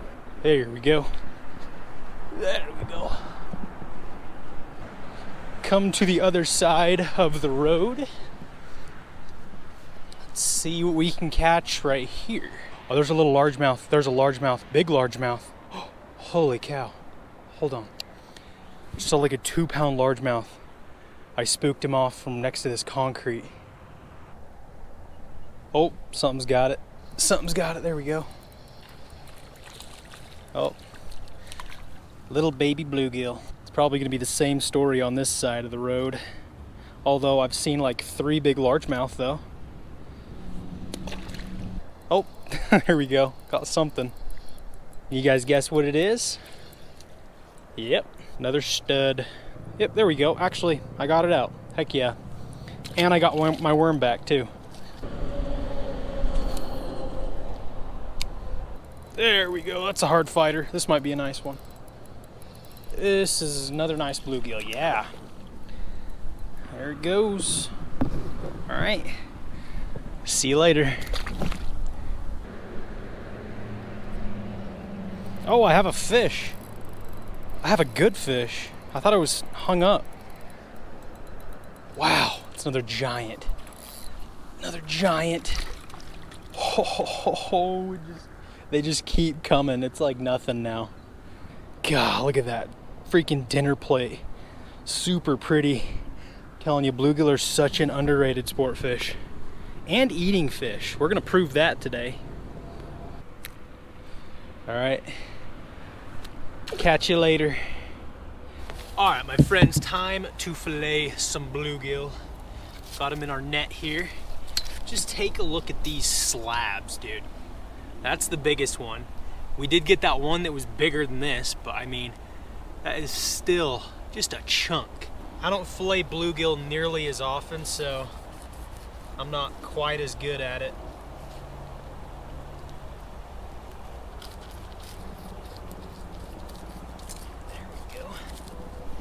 There we go. That was pretty good.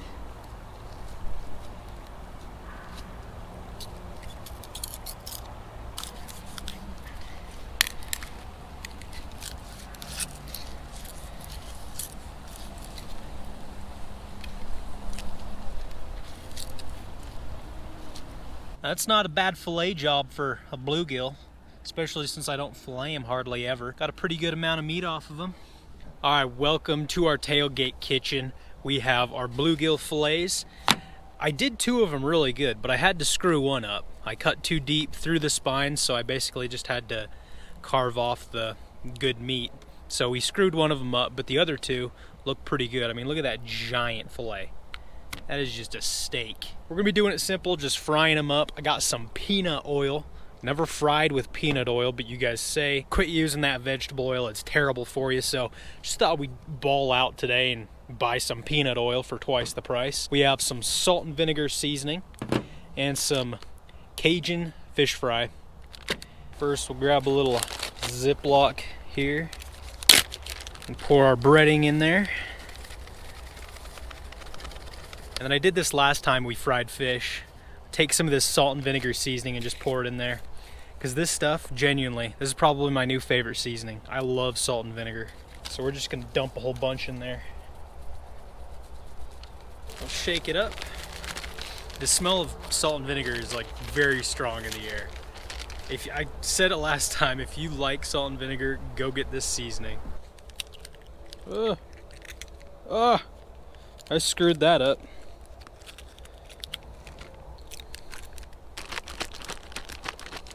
All right, so what I went ahead and did with these bluegill fillets is I just cut out that entire little piece because there were a bunch of pin bones in there. So now we have 100% boneless fillets and they look beautiful. So we're gonna go ahead and toss a couple in the egg. Man, I mean, for bluegill fillets, that is darn near, that's pretty impressive. Mix them around.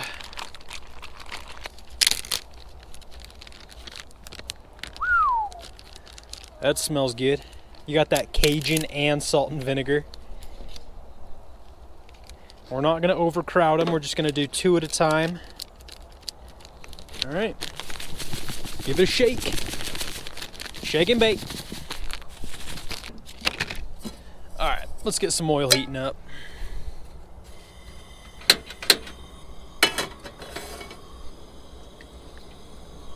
Stuff is expensive. We gotta use it sparingly. All right, that'll be enough right there. Look at that. That is gonna be tasty. The salt and vinegar smell is so strong. It's starting to bubble. Bam.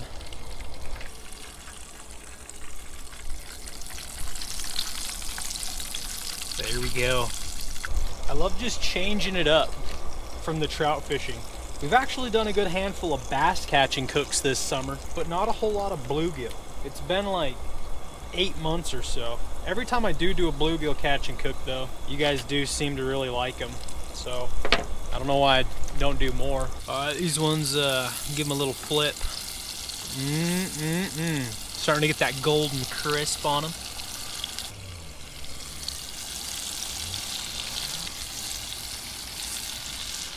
There's nothing like frying up some bluegill on a cold day.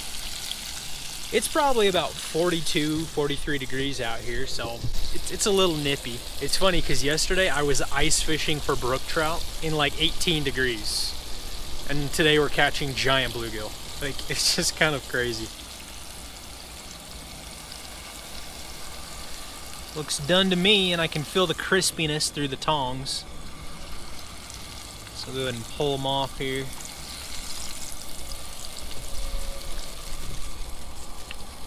Oh man, that does just look beautiful. Bam! These ones got a little darker. Last batch going in.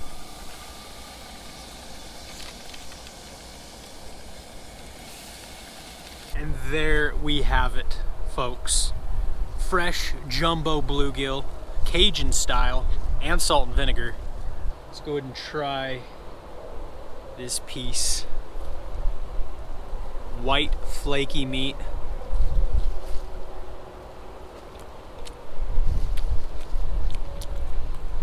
Oh yeah, that's good. It needs more breading.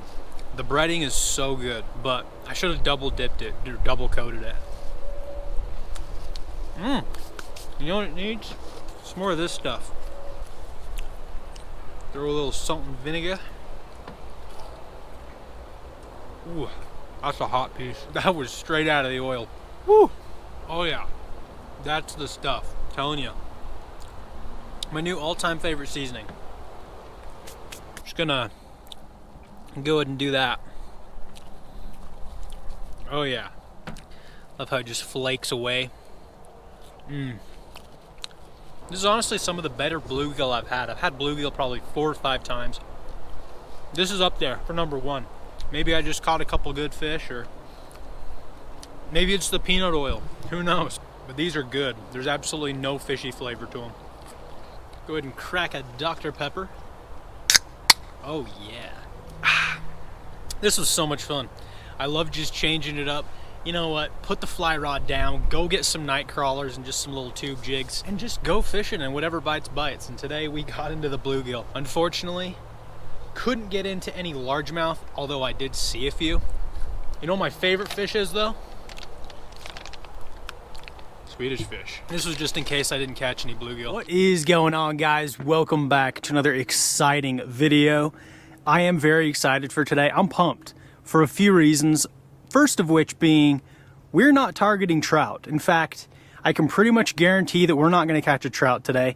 I'm at this river just over this hill. You can't see it, but it is full of smallmouth bass, white bass, northern pike, muskie, bluegill, catfish, walleye, and I think that's it. There might be a couple trout, but I can pretty much guarantee we're not gonna catch them. Whatever we catch, we're gonna cook. I'm not fly fishing either. You guys are gonna be very, very pleased. We're gonna start by throwing this little blue Rapala crankbait deep diver on the bait caster. See if we can't pick up some smallies or a pike or maybe even a muskie. And if that doesn't work, we're gonna just throw some worms down there. All right, here we are.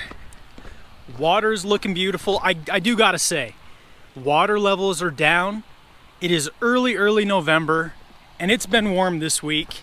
It's probably gonna be like 60 degrees today. We got overcast conditions. Water's clearing up. I mean, all signs point towards a potentially good fishing day. I just spooked something. Oh, there's some deer right there. Yo, can you guys hear that?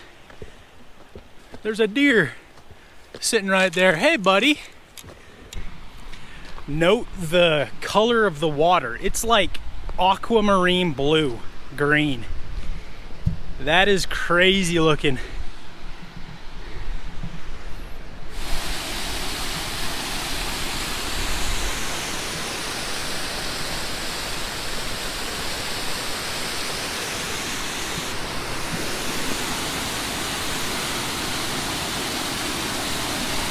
You guys know it. We're gonna start off with the little blue crankbait. I think this is gonna get her done.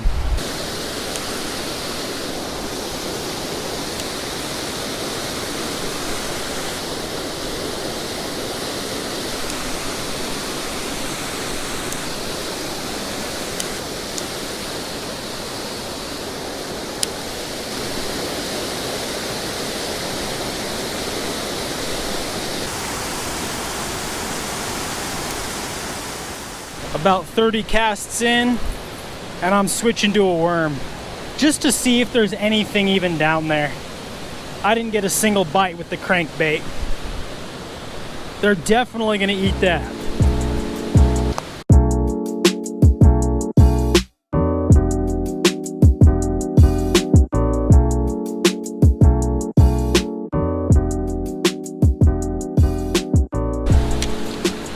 Oh.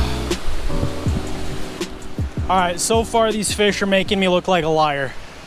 I know there's fish down there, but I probably threw 60, 70 casts, didn't get a single bite. I even threw a worm down there for a while.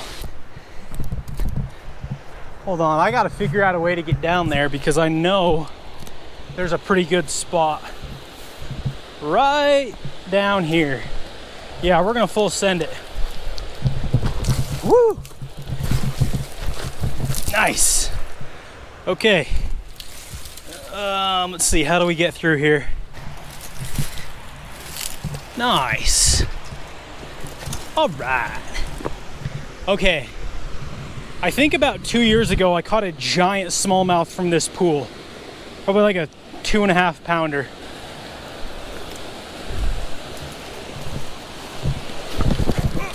Oh my gosh. Holy freaking, ow, oh, that didn't feel good. I just about went in. Oh, ow, oh.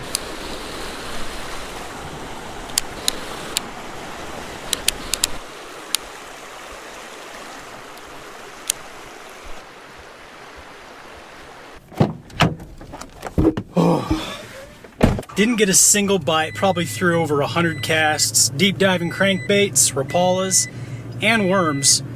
Not a single bite. We're gonna move on to our plan B. Hopefully the fish are biting there.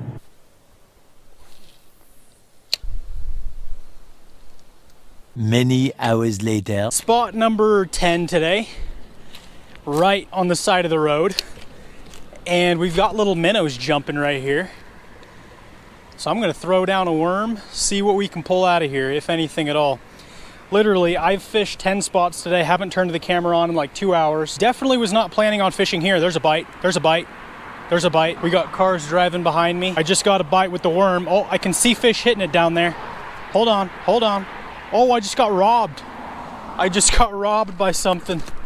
I think it was like a tiny bluegill. Oh my goodness, that was the first bite we've had all day. Yep, hello. We got cars driving by. I'm just a man talking to a camera on the side of the road, fishing in a drainage ditch. Nothing to see here. Oh, there was a fish. Oh, I still got him. Yo! Look at that. First catch of the day. A micro bluegill. Yeah, there's a whole bunch of them jumping right there. He's too small to keep, but that is the first fish of the day. How do you like that? There's one. Oh, yo, this is a baby largemouth. Woo! Yo, no flipping way. Micro fishing off the side of the road. We got cars whizzing past, and I just caught a baby largemouth. What? Bro, give me one like 5 inches bigger and I'll keep it. I ain't even kidding you. There we go. Oh, that's a bigger fish. Bigger meaning a 3-inch bass. Look at that. Dude, that is sick. That's a little 3-inch largemouth. So pretty. Look at that. Dope. Still too small to keep. Like there's one. Got him. Another micro bluegill. Woo. Dude, we could keep a bunch of these. Keep a bunch of them, gut them. fry them whole. Oh my gosh, I'm honestly tempted because I really want to do a catch and cook of some kind. All right. Now I've come to the other side of the road. There's not as much current. The water looks a lot deeper. And look, I mean, the water's flooded over this tunnel. There's gotta be something right here. Oh, yep, there you go, on the drop. There's a bigger bluegill. That is a bit more like what I'm going for. And you know what? He swallowed the hook. So we're taking him, boys. That's sweet.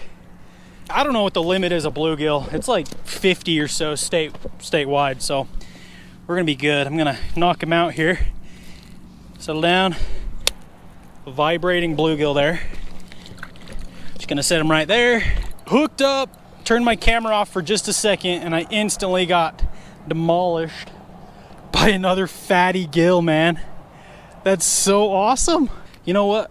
Now we're gonna keep him because who knows? We might just stop getting bites after I release a couple.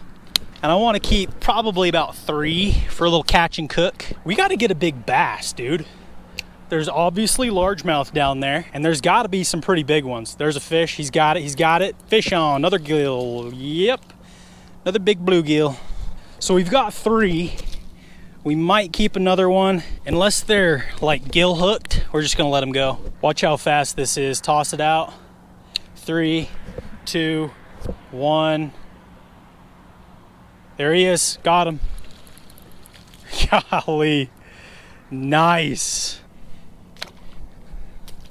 Hey, you guys wanted some multi-species action other than trout. You got it. Just dip it down, pulling them out. That's pretty dang cool. I'd say about 8 years ago, another one, like it can't even sink down to the bottom without them attacking it. I was just gonna say, if we can get it to sink down to the bottom, we might pick up like a catfish or who knows, because about 8 years ago, I did catch catfish in this area, in this river system. Golly, that's another tank. These fish are definitely fattening up before winter. Wow. I'm gonna toss it right up against those trees and all those bushes. It's probably where the largies are gonna hang out. Nope, bluegill just get to it first. God, this is absurd. The next day. All right, so I didn't have time to cook those bluegill yesterday because it got dark on us, obviously. But I filleted them last night, got them in this little Ziploc bag. We did okay. Filleting bluegill is not a strong skill of mine simply because I rarely do it. But point is, we got most of the meat. We're gonna be frying them up in Hooters wing breading. That is correct. I saw this at Walmart. $2.50, man. I had to pick me up some Hooters wing breading. And for the wet ingredient, we've got some Frank's Red Hot Dill Pickle Hot Sauce. So we're gonna be washing the fillets through this, breading them with Hooters wing breading, and you have some delicious Hooters fried bluegill chips. Pull out our little Firebox Nano here. And we're not gonna use the gas burner. We're actually gonna build a little fire inside of this. Just gonna gather up some sticks and twigs, preferably about the diameter of my thumb. Stuff like this, nice solid chunks. That'll do just perfectly. Then we'll take a bunch of these pine needles and just stick them right in there. Start small and work your way up in thickness. That's what she said. Let's see if this lighter can light one more fire. It's been out of oil or whatever for a while. There we go. There we go. Maybe. It's trying. Nice. There we go. First thing, we're gonna take our fillets here and pat them dry on this paper towel. Just pat them dry. And then we'll take our dill pickle hot sauce. This is gonna be interesting. I just saw dill pickle and I had to buy it. You know your boy. Oh yeah, dill pickle. Take a little Ziploc, some hot sauce. Probably use half the bottle maybe because I'd like to cook some trout with this too. And we'll toss them in there. This is gonna be interesting, man. I've cooked bluegill. I think I've made like 3 bluegill catch and cooks. I cooked them in mustard and pretzel and then just some regular fish fry, and it was all really good, but I've never washed them through hot sauce before. And then just wash them around, get them nice and coated. And then I think the key is gonna be to just let them sit for a few minutes, you know, absorb all that hot sauce. We're gonna be using the box pot today. This is really nice for frying because it's got this little gadget that you can just, you know, it's meant for frying basically. I've only used it twice before. Now for the fun part. Take our Hooters wing breading, try it on shrimp, fish, veggies, and more. Right off the bat, it doesn't have a super strong smell to it at all. Like at all. Basically just looks like flour, but we'll try it. Okay, oil's definitely getting hotter, starting to crack and bubble. So I think we can go ahead and bread some of our fillets. They've been sitting in there for about 10 minutes. This is gonna be interesting, okay? Drop the first one in. I'm only gonna do like 2 at a time because I really don't wanna overcrowd them. I wanna give them their space. And these are just gonna be the testers. Just throw 2 of them in, blow some air into the bag. And shake them up. Look at that. Looks pretty good. Got coated really well. We'll set them in. Oh yeah, oil's nice and hot. That's what you want right there. These are gonna cook quick. Just 2 at a time, baby. Wow. In fact, that oil might be too hot. Holy cow. I did not think it was that hot. Gonna get flipping scorched. Just let it cool down for a second. I'm already noticing there's not a ton of breading, man. We might need to double coat these guys. The breading's just a little thin. This is probably my favorite part of the box pot, this little basket. Look at that. Oh yeah, those ones are done. We'll let them drip dry for a second. There you go. This one's coated a little bit thicker.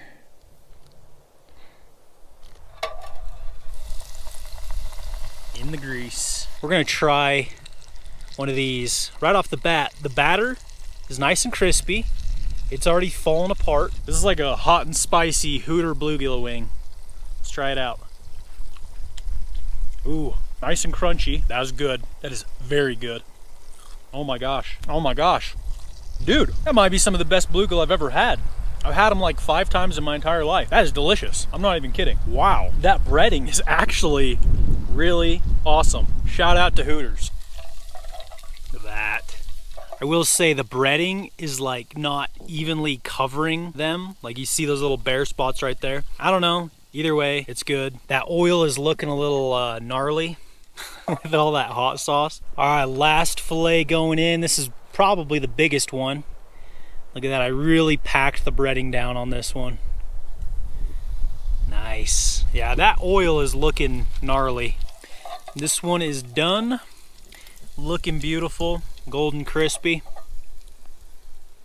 There we go. And there you go, Hooters fried bluegill. I've already eaten about half the fillets. Those last 2 I did turned out the best, these ones, because I really packed the breading down. And they got coated real nice. This might be some of, if not the best bluegill I've ever had. No fishiness at all. Every time I've kept fish from that creek, they're always a little fishy. These are not. Like, these are awesome. And I'm getting a lot more of that Frank's Red Hot flavor too. It's really coming through now.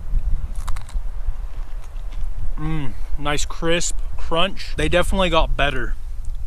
The first batch, it was good, but maybe it's because like the hot sauce gets into the oil, but that hot sauce flavor is coming through a lot more now. Well folks, moral of the story is go get you some Hooters wing breading and some Frank's Red Hot and fry some fish because it is actually amazing. Not gonna be the last time I do that. What is going on, guys? Welcome back to another exciting episode. Today we are not fly fishing, we are not trout fishing, so you're welcome. I'm in the middle of the city. We're gonna be chasing bluegill, bass, and literally whatever else decides to bite. Like always, I brought worms, so when you're fishing with worms, you never know what you're gonna catch. But I'm gonna be catching and cooking whatever I catch, whether it be bluegill, carp, or a largemouth bass. You heard me correctly. But I'm just walking along this little creek that runs right along the road. I've caught giant fish out of here in the past, largemouth carp, even catfish, and it actually runs underneath the road over there. So without further ado, we're gonna get rigged up and it's time to catch some monsters. Let's go. So all I've got is a little trout magnet jig head, and I'm just gonna pinch off about 1/3 of a night crawler. And that's all you need, man. It's simple, it'll catch anything. I'm not the most experienced warm water fisherman. I kind of forgot how to do it, so just throw the old worm around. Dude, I really want to catch a largemouth. I would totally be down to cook one. There's a lot of them in here, a lot of small ones. So, you know, it's not like I'd be hurting the population or anything. So we got a little oh, there's a bass, hold on. I just saw a largie.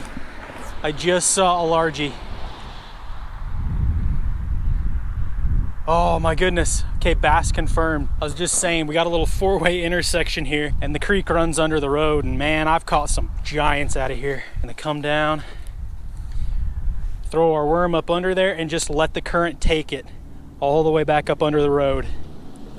I've literally pulled 10-pound catfish out of here before. I'm not kidding. Oh, there's a fish, there's a bite. There was a bite, first bite of the day. And he just spit it. There's another one. I'm just gonna let him eat it. I'm gonna give him plenty of time. 3, 2, 1. Oh, he just spit it again. Oh, there he is. Got him that time. What do we got? Oh, no way. It's a crappie. Yo, it's a crappie. Oh my gosh. We're cooking this thing. Yo, boy. What? That's why they were biting so light. Crappie or finicky, that's what it was. There's a school of crappie under there, folks. Oh my gosh. I was not expecting, I mean, I've caught crappie here before, but this was kind of the last thing I was thinking. I didn't even feel the need to mention it. Boy, you just caught a black crappie. One of the best eating fish out there. You guys know it, dude. We ain't letting this thing go. That's dinner. Oh yeah. Crappie always travel together in big schools, so I guarantee you there's more down there. Toss it back up under there. Let it sink. Oh, there's one. Let him eat it. 3, 2, 1. Fish on. This one's a little bigger for sure. This is a bigger fish. What do we got? Oh, no way. No freaking way. No way, it's a catfish. What the heck? It's a freaking catfish? It's a bullhead. Yo. The last time I caught catfish out of here was 8 years ago. I'm not kidding. And they were like 10-pound channel cats. I just caught a freaking big bullhead. That's the first bullhead I've ever caught out of here. Gosh, he swallowed it too. Oh, it's like down his throat. We might need to just break it off and get the hook out when we gut him. Yep, there it goes. That's a freaking bullhead catfish.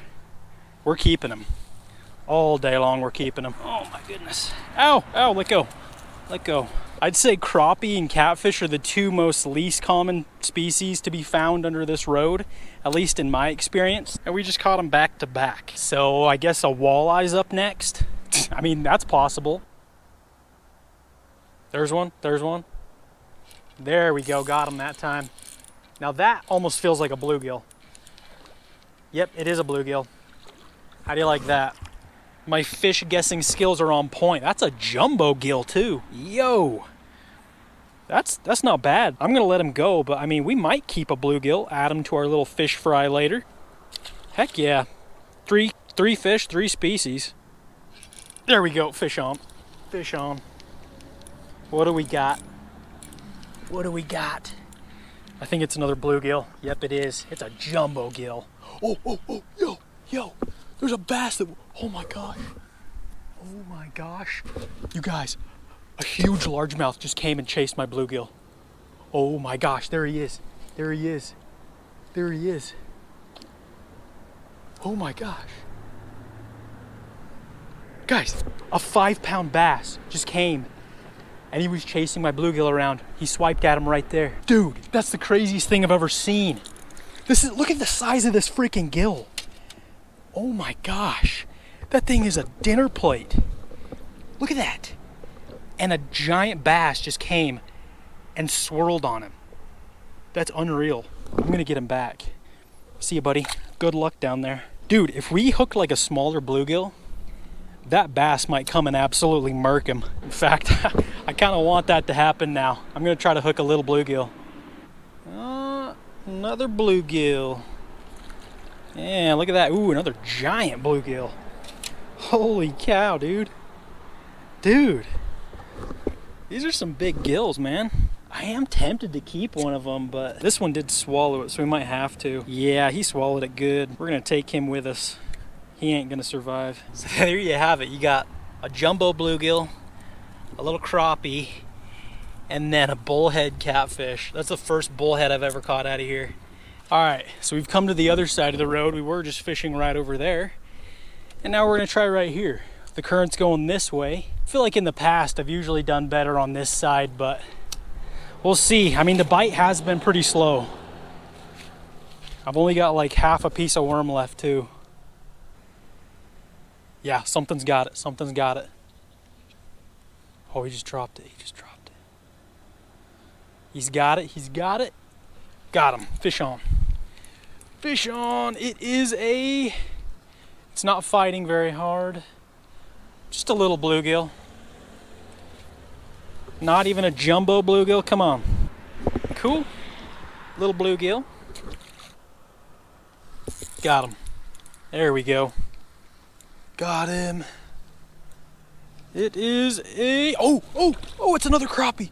It's another crappie. Yo, it's another crappie, bro. From this side of the road, look at that. It's bigger than the first one too. Look at that.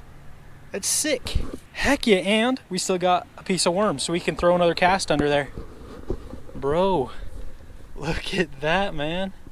That's sick. That is a beautiful fish. I think it's time for a little fish fry.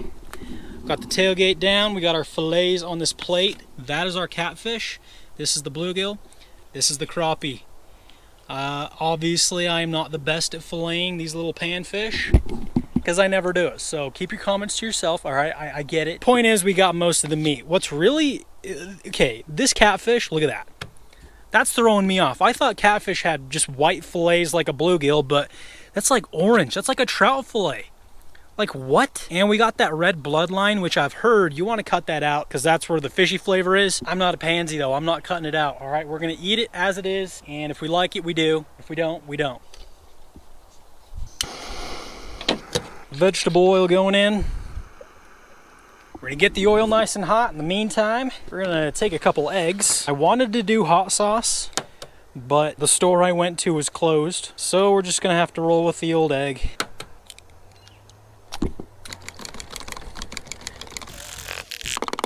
We're gonna take some of this crispy Louisiana fish fry. This is my favorite. Ooh, you know what we could do? Oh yeah. We're gonna mix this fish fry with this Hooters wing breading because they're both really good. Just gonna go 50-50 and do a little breading suicide. Maybe a little bit more of that on top. Mix it all together. So I think we're gonna start. Do one fillet of each species, and yeah, this catfish, it's gonna be interesting. It's got like a grainy texture. It's not like a fish, it's more like a chicken. I don't know, it's weird. I think it's actually gonna be really good though. The few times I've had catfish, it was bomb, all right? Take it from the egg to the fish fry. Really pat that breading on there. Get as much of it to stick as possible. I think we might be a little heavy on the Hooters. Look at that crispy bullhead catfish. Well, it's not crispy yet. It will be.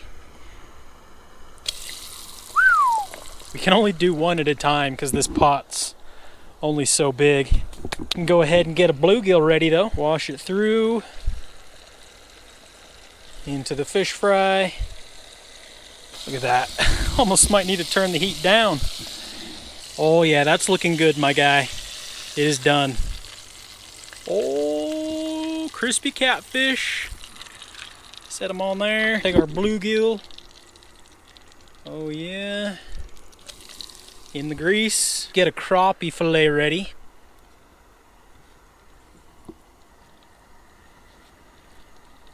I always like to kind of push the breading in the best I can, really try to get it to stick. I'm gonna wait to sample the catfish until I have the bluegill fillet and the crappie fillet. Look at that. Nice. Was that the bluegill or the crappie? I'm gonna have to go back and check the footage and see if that was a crappie or a bluegill. All right, last fillet going in. I don't even know what it is. Look at that, they look beautiful. All right, looks alone, nice golden crispy. Nice thing about these thin fillets, they cook in like a minute. Look at that. And bam. Voila, that looks honestly really beautiful. Catfish, crappie, bluegill. We're gonna do a little taste test. Okay, time for the moment you've all been waiting for. I know you have. Hold on, I just lost. Golly, they all look the same, but that's the catfish, that's the crappie, that's the bluegill. Since the catfish has been sitting the longest, we're gonna try it first. Do that. Break a little piece off. Ooh, it's not as crispy as I was thinking it was. Maybe the oil wasn't quite hot enough, but I mean, the fish is cooked. Bullhead catfish. Caught from under an intersection. Okay. All right. Gotta cleanse the old palate. All right, crappie time. Now this might be the winner. I mean, crappie is one of the best. I mean, they're known to be one of the best eating fish there is, for a reason. Flaky white meat. This one's a little crispier too. All right. And last but not least, bluegill.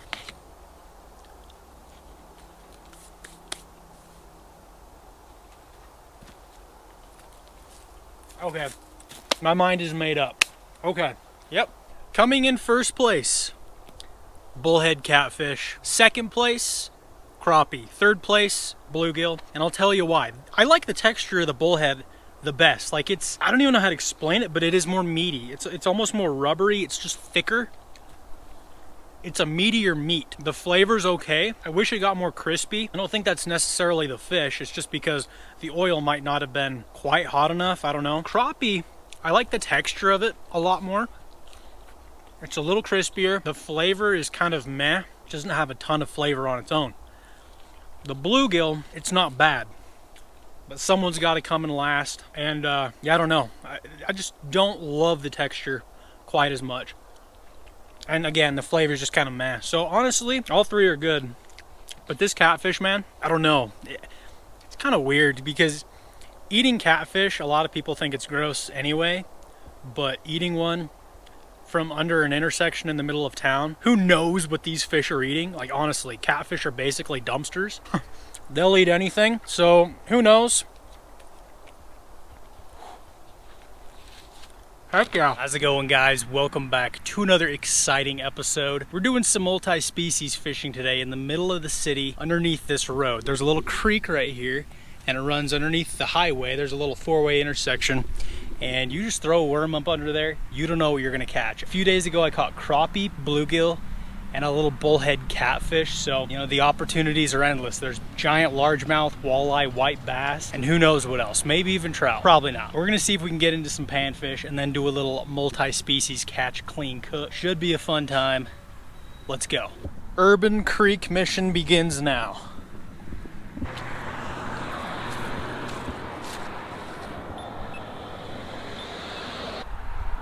And here we go. I love the look on people's faces when they see me walk across the street with the camera talking to myself with a fishing pole. It's just the best. All right. So, some of you guys might have seen the video. I was here a few days ago and I caught crappie, catfish, and bluegill right here. And I had a 5-pound largemouth come and chase the bluegill I was reeling in. So we're gonna try it again, hopefully get into some more unique species. Got a little yellow trout magnet tied on. I'm gonna throw it up under this road and see what else we can pull out of here. One thing we didn't catch last time that I really want to this time is a bass. I don't even care how big it is. I just need to catch a largemouth. It's been too long. Oh, that was a bite. That was a bite. First cast bite. There he is. There he is. First cast fish, what do we got? It's not fighting like a bluegill. It's another crappie. Yo, look at that. First cast crappie. Dude, off to not a bad start. Look at that, man. That's sick. I'm trying to like get low so no one can see that I'm catching fish. There you go, dude. First cast, we got a crappie. Thanks for biting, buddy. All right. Do that again. It's just cool because you throw your bait up under there, you don't know what you could catch. Oh, there's another one. Yo, I just got hit instantly. There he is. There he is. Hold on. Got him. Got him. Got another one. Next cast. It is another little crappie. Look at that, a little baby. 2 casts, 2 crappie. Now, some of y'all are probably wondering, are we gonna cook anything today? Probably. But we're so early on in the day, I don't think I'm gonna keep anything. Oh my gosh, there's a huge bass. There's a huge bass right there. Like a 2-pound largie. Oh my gosh. Oh my gosh. Bro, I just saw like a 2-pound largemouth cruising right there. Shoot. We could cook him up. Can we do 3 casts in a row? There you go. Yep, fish on. Dude, on the drop. I'm just throwing it up under there before I even bounce it. Like, I'm hooking up. Another crappie. There's got to be a huge school of them down there. I mean, granted, they're not huge, but that's cool. I mean, I rarely catch crappie. So that is a treat. Come on, 4 casts, 4 fish right here. Yep, there we go. Got him. Got him. Got him. Fish on. It's another crappie. Oh my gosh. It's funny, they're all this size. Really interesting. I mean, there's got to be some giants under there. It can't all just be small fish. And I know there's giant bluegill under there too. Surprised we haven't caught one yet. Oh, there we go. Got him. Got him. That one, no. Oh, what is that? What is that? What is that? Oh, it's another crappie. I almost thought it was a white bass for a second. This one's a little bigger. Might be the biggest one, actually. Not bad, not bad. For a lot of you, you're probably like, yeah, it's a crappie. What's the big deal? But we just don't have a ton of them around here, and I never catch them. So this is like awesome. Uh-oh. It's not good.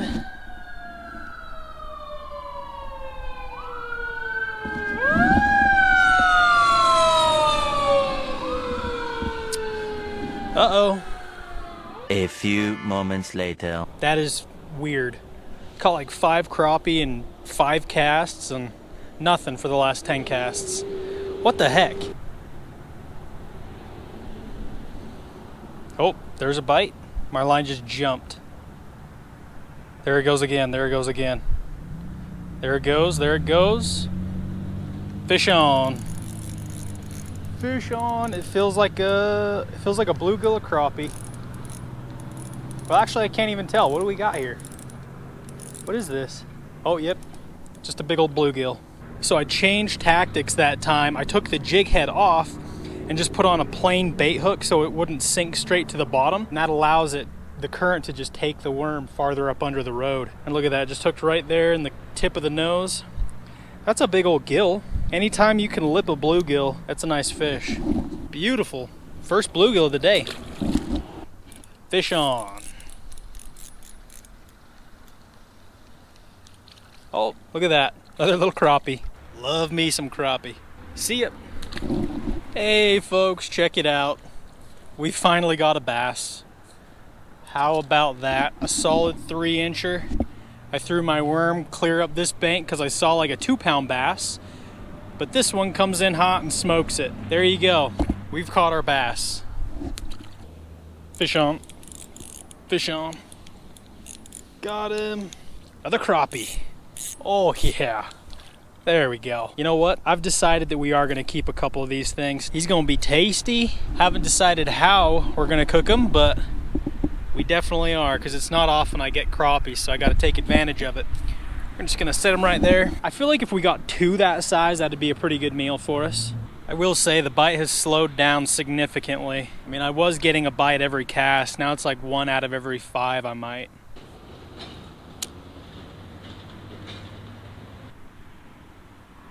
Oh, oh, there's a little bass looking at it. Oh, oh, got a largemouth. There we go. There we go. Bass. I just got a little bass. Hold on. Look at that. Yo, my worm was sitting down in the mud, and then he came over, he spotted it, and he slurped it right up. Check that out. Oh, oh, settle down, bud. I'm almost tempted to keep this fish, but I don't know if I can do it. There's just something about it, man. I think we gotta let him go. Thank you. Oh, oh, I got a fish. I got a fish. Got him, got him. That's a bigger fish. That's a bigger fish. What is this? What is this? This is a bigger fish. Oh, oh, it's another bullhead. It's a catfish. It's a bullhead catfish. Yo, that's crazy. We're keeping this one too. Got him. Look at that little chunk. And we still have a piece of my worm, so we'll throw one more cast up under there. When I was here the other day, one of my last videos, I cooked one of these guys, and he was actually really good. So let's do it again. That's sweet. Little catfish, or bullhead, technically a panfish, I believe. And we're gonna cook him. That's cool. Okay, time to fillet our fish. Got our little bullhead, got our crappie. I think I'm gonna fillet our bullhead and then I'm just gonna gut and skin our crappie. I've never done that before, but I think I'm gonna try it. But let's start with this bullhead. Cut down right there. He is dead, but as you know, catfish, they still flop around hours after you kill them. And you go right there along the spine. Just like that. This is only the second time filleting a catfish like this. The first time was just the other day with another bullhead, so I'm not great at it.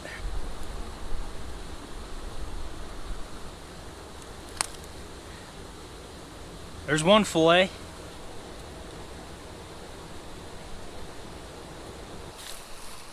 Let's give these fillets a good rinse. I honestly don't think I did too bad. The one thing that's kind of throwing me off and what threw me off last time I cooked these is the orange reddish meat. I always thought catfish just had regular white meat, but it almost looks like a trout fillet. But I think we did a pretty good job. Now for this crappie. Like I said, I think I'm gonna gut him and skin him. So I'm gonna gut him just like I would a trout. Go up through the belly here. I guess we could just bend the head back. Okay. There goes the head. Some of the guts. Pull the rest of the guts out. This was a female. There's her little egg sacs. I'm just gonna try to gut them like I would a trout. Take my thumb behind the back fin here and just pinch down. Try to get the meat to separate off. There we go. Yeah, that skin is not like a trout. It's sticking to the meat a lot more.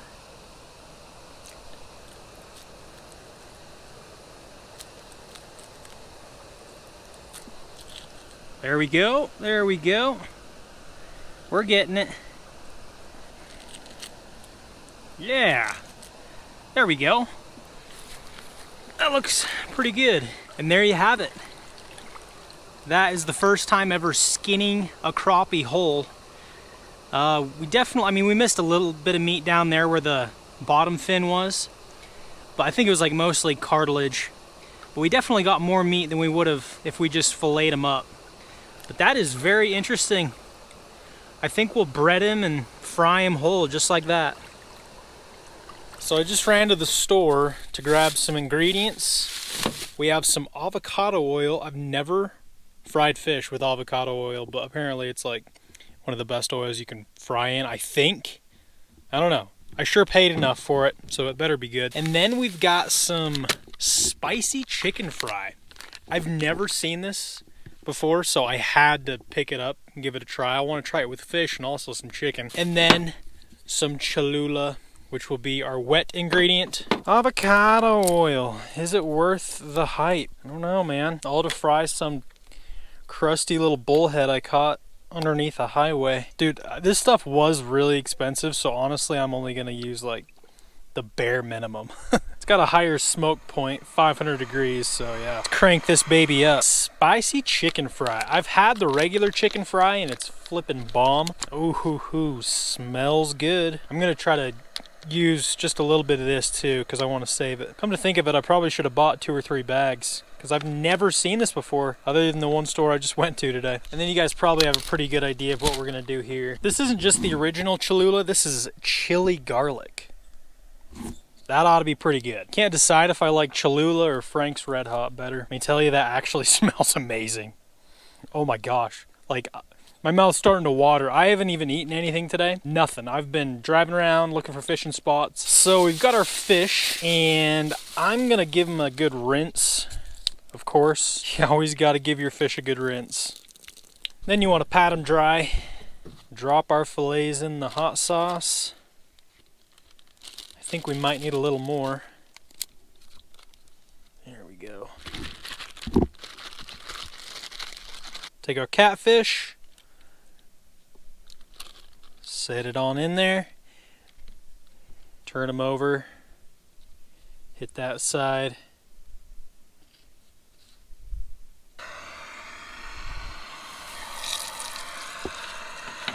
There's 1. And 2. 1 minute later. These suckers are definitely done. There's 1 and 2. Oh, the breading's not sticking to them quite as good. What the heck? All right, we'll let those dry. I got our crappie all breaded. I even breaded the inside cavity. There you go. First time ever frying a fish whole just like this. Breading it, throwing it in the grease. While that fish is finishing up, I want to open a package from Jason Sutton, Grand Junction, Colorado. It's like we got some flies. Always love that. Yeah, he sent us a little bag with some, I guess, booby flies with a midge pattern. It's almost like a damsel midge hybrid type thing. Well, we're gonna give these a try. Thank you. Give this crappie a flip. Oh yeah. Got a little dark right there, but that's gonna be nice and crispy. Just the way I like it. I hate it when a bunch of the breading falls off and just sits in the bottom of the pan in the oil. It gets kind of gross. Look at that. That actually, it just looks like a fried chicken patty. Nice. Hey, that don't look terrible. All right, I've cooked worse things in my day. Right out the gate, we're gonna try this bullhead. The texture of that is so weird. It's really soft. I don't hate it. Last time the catfish won because I liked the texture the best because it's more of like a meatier fish. It's definitely got a kick to it. Whoa, it's hitting me. Wow. That's spicier than I thought. I'm a lightweight, that's for sure, but still. All right, let's pull off a piece of this crappie. There are bones in it, right? So we're just gonna tear off a piece. There we go, look at that. Flaky white meat. I need a fork. Okay, I'm out of forks, I guess, but I got a spoon. Just comes right off the bone like a trout. Got a good texture, nice and spicy, but I like it. I actually like it a lot. I could probably just lift the bones right out. Whole skeleton just comes right out. Folks, that is really good. So they're both really good. Last time, I liked the catfish better. This time, I think I gotta go with the crappie simply because I think the catfish is just a little bit more fishy and this crappie is dang near perfect. But I'm gonna go ahead and end this video right here. This was a lot of fun. I've never caught so many crappie back to back like that. There's no crappie around here, so I never catch them. So that was a real treat. Well, good morning, folks. I got up early this morning and we are headed into the middle of nowhere to chase giant striper, catfish, walleye, largemouth bass, crappie, bluegill, green sunfish, pike. Literally, the options are endless. I love fishing this lake this time of year, November, December, because there's not really as many people. There's probably gonna be a few people on the docks, but crowds are low. Fishing can be really good. The water starts cooling down and it just triggers the striper to start feeding. But it's gonna be a fun day. I can't wait to have some striper nuggets. Oh man, sounds so good.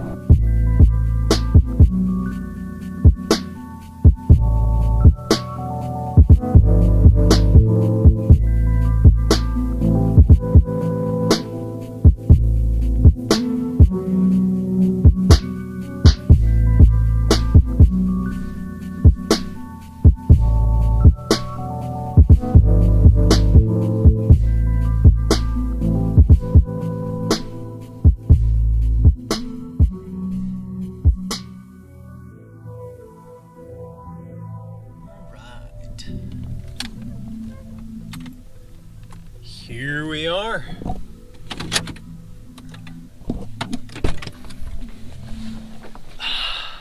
All right, well, after a long drive, we finally made it. The weather is beautiful. The water is glass. Got some overcast conditions. This is my favorite type of weather to fish and film in. There are a few people here. We got some trucks parked up on top of the hill there. And then I can see a couple people walking around, but I'm not seeing anyone that's fishing, which is good. First things first, we're gonna grab one of these carts so we can haul our stuff. Yes, sir. Oh, I'm excited for this, boys. It's crazy how every year the water fluctuates so much that the marina is in a different place. Last year, I was fishing clear over there. Like, and I parked on the top of the hill. It's just so crazy. I always like to watch for carp in the shallows. There's some absolute giants in here. So they say that mussels and shrimp work the best for striper, and I do have some shrimp. Although I think I'm gonna go with a worm first because I'm not necessarily just targeting striper. So there we go. We're just gonna stab her a couple times. Just like that.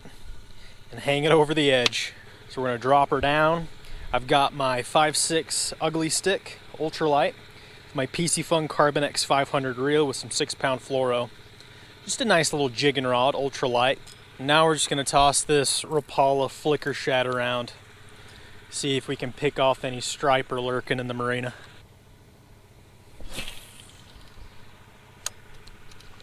A few moments later. Okay, so little update. We have taken shelter underneath this roof picnic area because it's started raining pretty good. And looks like we got more coming in. So far, not going the way I expected. Hopefully things can turn around here pretty quick. Still just got the rods dangling over the side here. Hoping for the best. I just got a bite on both rods. 5 minutes later. Okay, well the rain finally stopped. It's sprinkling just a little bit, but we've moved out to our original location. I was getting bites over there under that little awning. Like I got tapped with the shrimp a couple times and tapped with the worm. So I mean, that's a good sign, I guess. They just didn't want to commit to it. It was just tap, tap, tap, tap, tap, tap. And then they just flipped me the bird and swam away. Oh, I just got a bite, I just got a bite, I just got a bite. I just got a bite on the worm. Oh my gosh, my rod's going in, my rod's going in, my rod's going in. Oh my gosh. Dude, I just got a solid bite on the worm. My rod was going in. Dang it. Dude, my rod was doubling over. I wonder if he ate my worm. It feels like it's still on there. Dang it. Just have to keep an eye on it.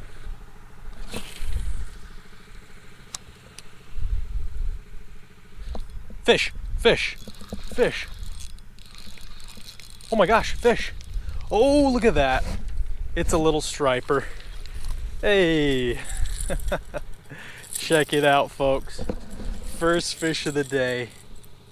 A little striper. We just had a massive bite on the worm rod, and honestly, I didn't have a whole lot of confidence in the crankbait fishing until this evening, but hey, cute little striper. Too small to keep. I don't think I want to keep any fish quite yet. Got the skunk out of the boat.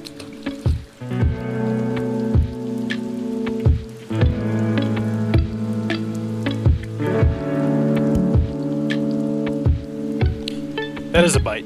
That is a bite. I just dropped my shrimp rod down. I'm at a new dock. And on the drop, I just got thumped. Look, there he is, there he is. Yeah, I just got tapped a couple times. There he is again, there he is again. I'm gonna wait for him to really take it. Look, there he is, on the shrimp, on the shrimp. Dude, they're just tapping at it.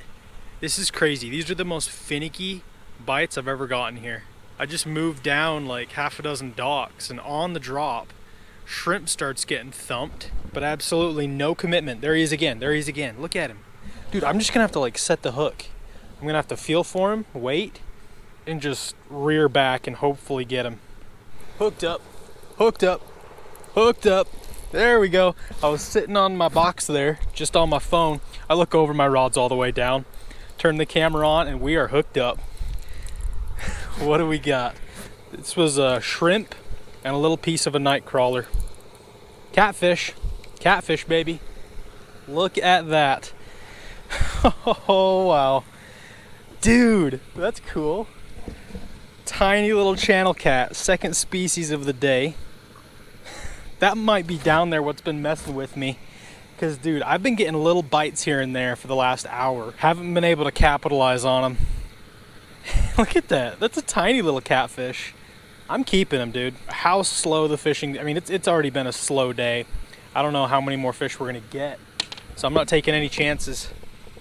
We're going to keep this dude, and we're going to put him in a taco.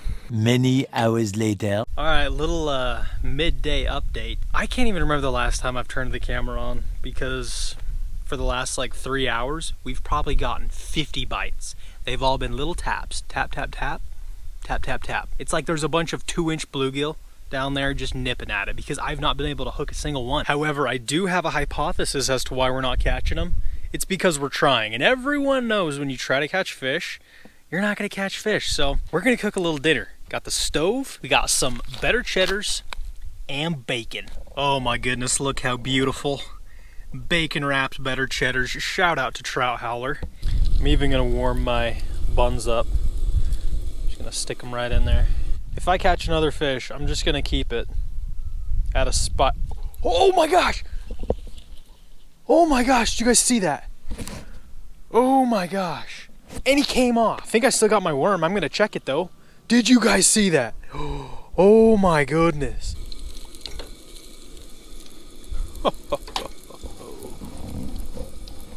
That's how you make a bad day of fishing a little bit better. All right, folks, new plan. I took the jig head off because here's the deal. These fish, they're eating my worm. Every single time I get a bite, I reel up, my worm is gone. So I took the jig head off, just throwing a straight worm hook on there. I'm gonna thread the worm perfectly up the shank, and then they're gonna swallow the hook. And at this point, I don't even care, because I'm gonna keep anything else we catch. There's no way they're gonna get away now. Okay, that's gonna be the magic right there. They're gonna swallow it, but they're not gonna pick it off. They're not gonna rob me again. So help me. Okay, here we go. It's about to happen. They're gonna eat it, they're gonna swallow it. I'm gonna reel them in, and I'm going to kill them. There's a bite, there's a bite. Yep, he's got it, he's got it. Hooked up, hooked up. That's the key, that's the key. Take the jig head off. Take the jig head off so they can just swallow it. Dude, figured something out. Should have done that 5 hours ago. Feels exactly like a catfish. He's doing the death roll. Yep, it is. Look at that. Nice. And we're gonna lift him in here. Oh, he just... I'm going home.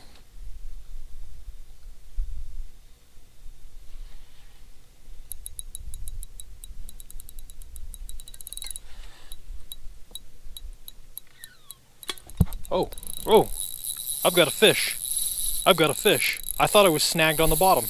I've got a huge fish. What are... Well, I'm pretty upset right now. That clip you guys just saw, I thought I was snagged on the bottom, like genuinely. But no, I think I had about a 20-pound fish, and I'm not kidding. And he broke me off instantly. I'm actually mad right now. I tried to flip a freaking catfish, and I just broke off on what I genuinely think was a double digit, easy, whatever it was. I was trying to pop it up. I was trying to get it unsnagged. I'm like, what the heck am I snagged on? And then he started moving this way. That makes me sick to my stomach, actually. Do I have a fish? Oh, I have a fish. What the heck? Oh my gosh, look at that. Are you kidding? I'm gonna... Good news, bad news here. I think we might have figured out something that works. No jig head, just a straight hook and a worm. Oh goodness. See you later, buddy. Bad news. Oh man, I just want to know what that last fish was that broke me off. Like I thought I was hung up on the bottom. Like it was not moving at all. Got him. Hooked up. Hooked up. That's a good fish. That's a good fish. Loosen the. Oh my gosh! What's going on? Oh! How? There's another one. There's another one. Should I just let the freaking thing swallow it? Is that what I have to do? There's actually cable that runs right underneath me. I'm gonna go over to the other side, just so I limit the chance I'm gonna break him off on that. I'm letting him eat it. I'm letting him eat it. He's got it. Fish on. Fish on. Fish on. Got him. Got him. There we go. I'm gonna swing him around here. Feels like a cat. Or no, that actually doesn't feel like a catfish. Bigger head shakes. What is I don't know. I can't tell. I'm not gonna pretend to know. What do we got? Haul him in from 50 feet. Let's play everyone's favorite. It's a catfish. There we go. I'm gonna grab him. I'm not making that mistake again. Got him. Look at that. Beautiful kitty. Oh, you are not going back, buddy. I hate to tell you. Okay, I just killed that fish. Got him in our bag. We're gonna drop this back down, baby. He's got it. Fish on. Fish on. Gotta pull him up quick so he doesn't wrap around this cable that's running right underneath this dock. Gotta pull him up quick. He doesn't feel too big. Oh, he's coming over here. He's coming over here. Another catfish. Dude. Okay, this is stupid. Got him. Hey, that's just a little guy. Dude, that's so cool though. I never catch catfish, so this is kind of a treat. I think there's definitely a bite starting to turn on though. Beautiful little channel cat. Smallest one.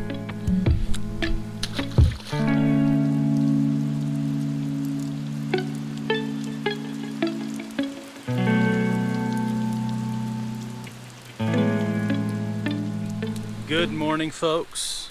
It is the next day. I got back late last night and slept in. It's probably about 11 o'clock. And what's the first thing you crave when you wake up? Some greasy catfish. I don't know about you, but greasy catfish in the morning sounds amazing. Got the catfish filleted up, and I don't think I did too bad of a job. And we're gonna make some crispy catfish tacos.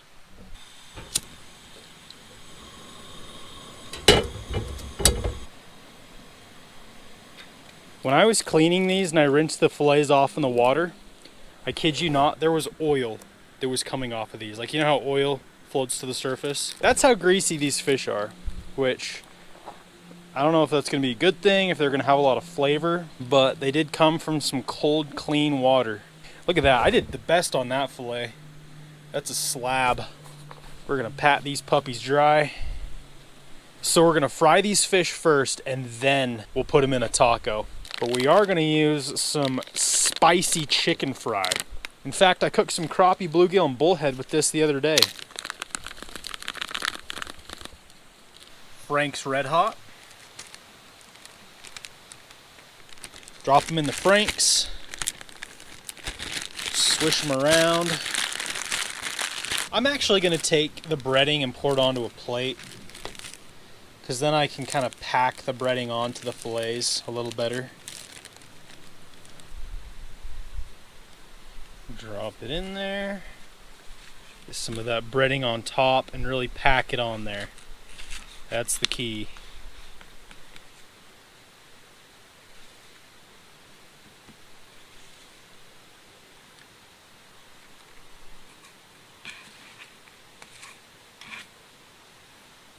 Bruh, these are gonna be some crispy catfish.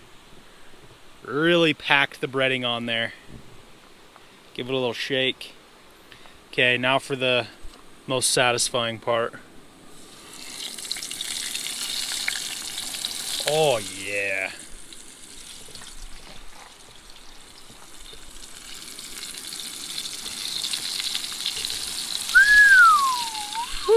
I forgot my tongs. So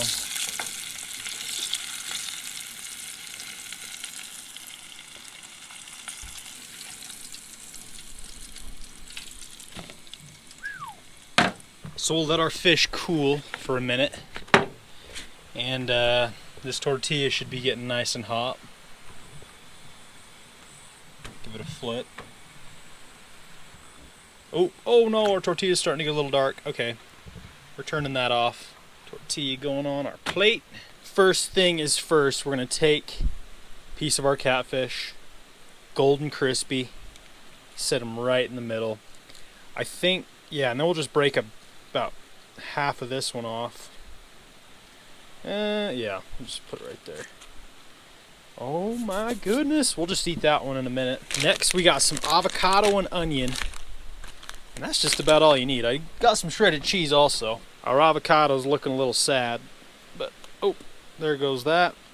This avocado is going to counteract the spice quite nicely and mellow it out.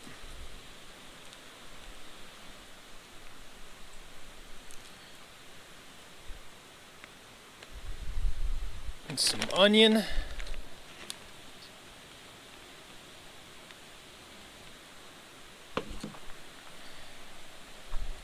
And to top it off, some Cholula chili lime. So we're running with Frank's and Cholula. Can't tell me that don't look good. Unless you just straight up don't like fish or catfish. That looks pretty dang good. Let's try it out. Catfish taco for breakfast. Heck yeah. Nice and crunchy. That is actually amazing. A little bit of a kick to it. Fish is nice and crispy, just crunchy. It's hard to taste just the fish with all the other ingredients in there, but it all works together very well.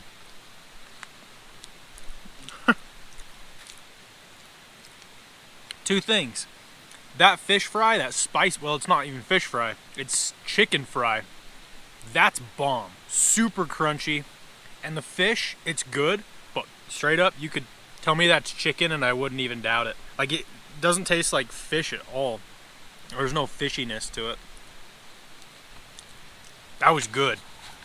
It is pretty spicy though. It's starting to catch up to me now. That was seriously delicious. That's not gonna be the last time we go chasing some catfish. I mean, that was a really tough day of fishing. I was there all day, morning till night, and we kind of started figuring them out there at the end. It was still brutal. I definitely want to go back and try again because I've had some awesome days there in December. We got some catfish out of it, so it could have been worse. How's it going, guys? Welcome back to another exciting video. Today, I've actually already been fishing, haven't done an intro yet, and I've caught some nice fish. I'm not going to get into it too much. We're at this beautiful little lake right here behind me, full of smallmouth and trout. I've just been throwing a little Rapala on my spinning rod with my PC Fun Carbon X size 2000 spinning reel. Link in description. Be sure to use promo code BNT15 at checkout, and that'll get you 15% off. But anyway, hope you guys enjoy this video. We'll get right into it. All right, folks, we made it. We got the lake down there looking beautiful. The main reservoir is just over there, but then it kind of bottlenecks into this little cove. And I've actually caught some pretty decent smallmouth right here. So we're gonna get our rod rigged up, head down there. The water is definitely lower than the last time I was here. And it's a lot more green, which typically isn't the best sign. All right, so we've made it down to the water, and as you can see, first of all, I can already see little baby bluegill, like tiny little bluegill fry swimming everywhere. So I'm thinking a little Rapala like this is gonna get the job done. All right, we're gonna give it a first cast of the day, baby.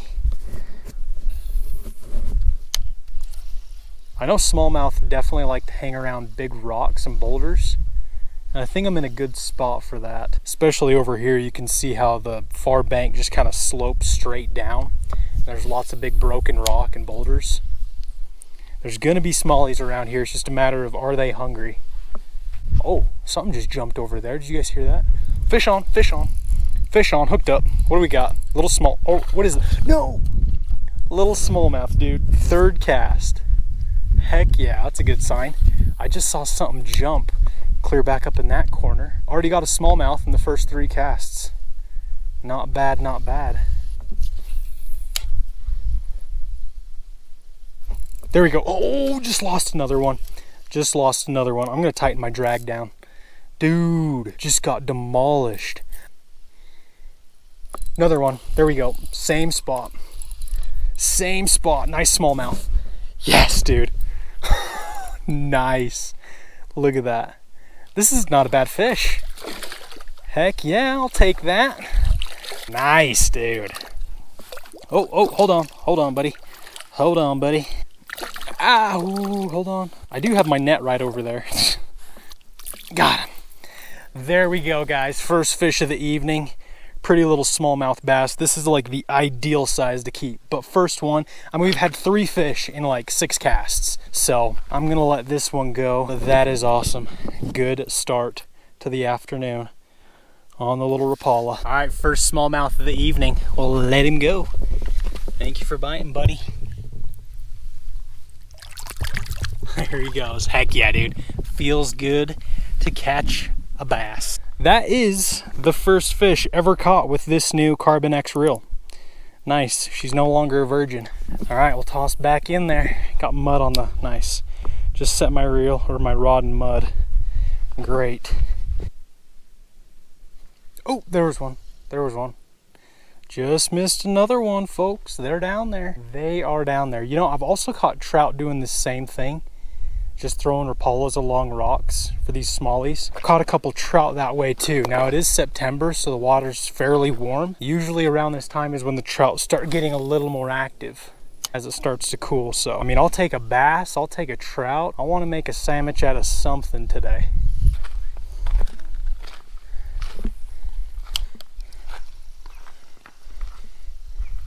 Oh, there we go. There's a little smallie. Oh, gosh. Whoops. Sorry about that, dude. Hold on, dude. Flung him about 5 feet out of the water onto that rock. Dang, man. Bit just right under this giant boulder. Cool. This would be like a cool little pet. Too small to keep, but put him in an aquarium. Do some parkour skills over these boulders without falling and dying. Something just swirled on something right there. Something nice. Right there, right there. Oh my gosh. Guys, there's a bass that just chased some bluegill right at my feet. You guys saw that. Oh my gosh. He's right here somewhere. I'm gonna get him. Guys, did you see that?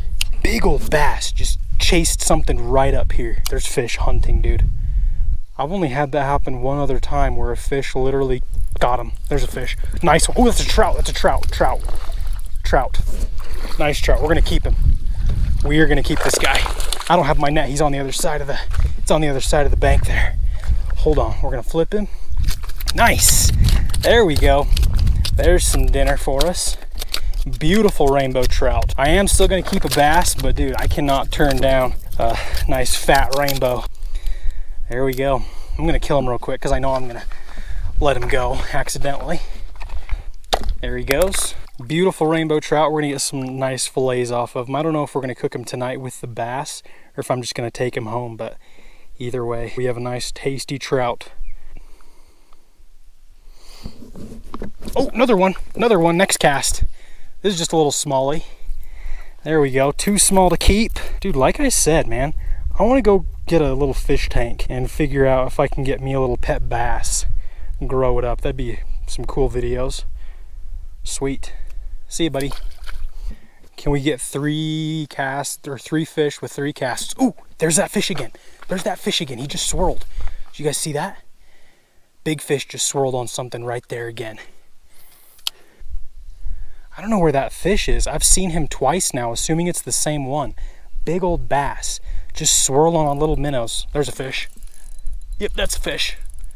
Feels like a nicer one. Oh yep, if this is a bass, this is the biggest one. Oh yep, it's a nice bass. Nice smallie. Oh baby. Oh, hold on, buddy. No, no, no. That was gonna be my dinner.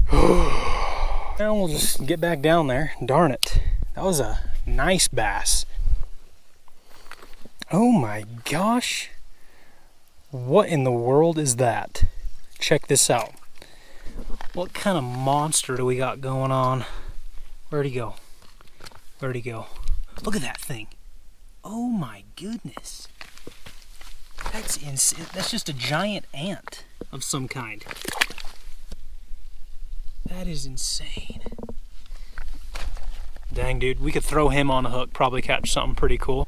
I actually saw a few fish jump just right over here next to this big boulder when I first got here. So I know there's some over there. There we go, there's a fish. Little guy. Little smallie. Come on, we need some eaters. Hey. See you, buddy.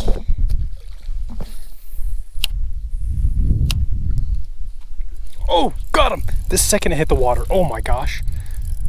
Oh my gosh, got him. Oh, it's a big, what is that? Oh, it's a smallmouth, it's a smallmouth. What the heck? This is a red smallmouth.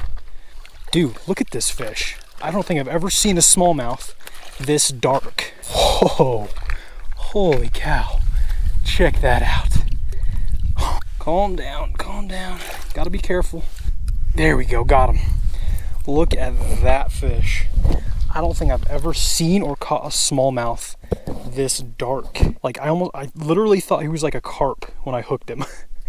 But I was like, no way. And look at that, he's got his back fin chewed up a little bit. It's crazy. I casted it up against that boulder. I actually hit the boulder, and the second this Rapala hit the water, I had a fish on. And since this fish is just so interesting, super dark, I think I'm gonna let him go.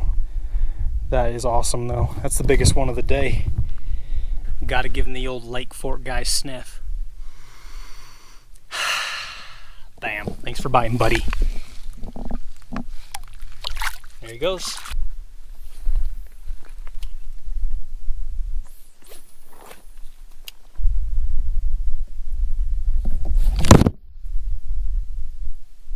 There we go. There we go. Oh my goodness. Folks, look at that. That ain't no smallmouth. Look at that. Oh my goodness. We're keeping this dude. A giant green sunfish. Dude, that is a giant. Just murked the Rapala. That is unreal. Look at that thing. That is giant. That is flipping huge. We are definitely keeping this guy. I don't think I've ever done a green sunfish catch and cook, but we're changing that today. We got multi-species going on. Bass, trout, and sunfish. This is so much fun. I love coming to lakes like this where just so many different species. Any cast, you could get something different. Okay, let's see what we can get next. We still do need a bass. We haven't kept a bass yet. Come on. Big smallie right here. Come on. There we go. Fish on, baby. Fish on, baby. Smallie. This might be a keeper. This might be a keeper. Oh, this is a nice one. We're gonna flip him here. Actually, dude, that's a nice bass, dude. You know what? We're gonna keep him. I'm gonna flip him up here. Nice. There we go, my friends. Big old smallie. That is gonna be dinner. Heck yeah, finally. You know, we've definitely been getting some action, but it just seems like we haven't been able to get a nice keeper until now. That's a nice one. We're gonna get some nice fillets off of that bad boy. Feels good. We have a rainbow, a smallmouth, and a big green sunfish that we're gonna cook up. We're gonna go ahead and stone this guy real quick. Always try to kill the fish right after you catch them just so they don't suffer. And also, the longer they're out gasping for air and stressed out, it can actually affect how the meat tastes. So you always want to just kill them real quick right after you catch them. We're gonna set this guy right here. I have my rainbow trout clear down there, my bluegill right over there. We got our smallmouth right here. Oh, I just got slammed, dude. Whoa, that was one of the most aggressive bites I've had all day.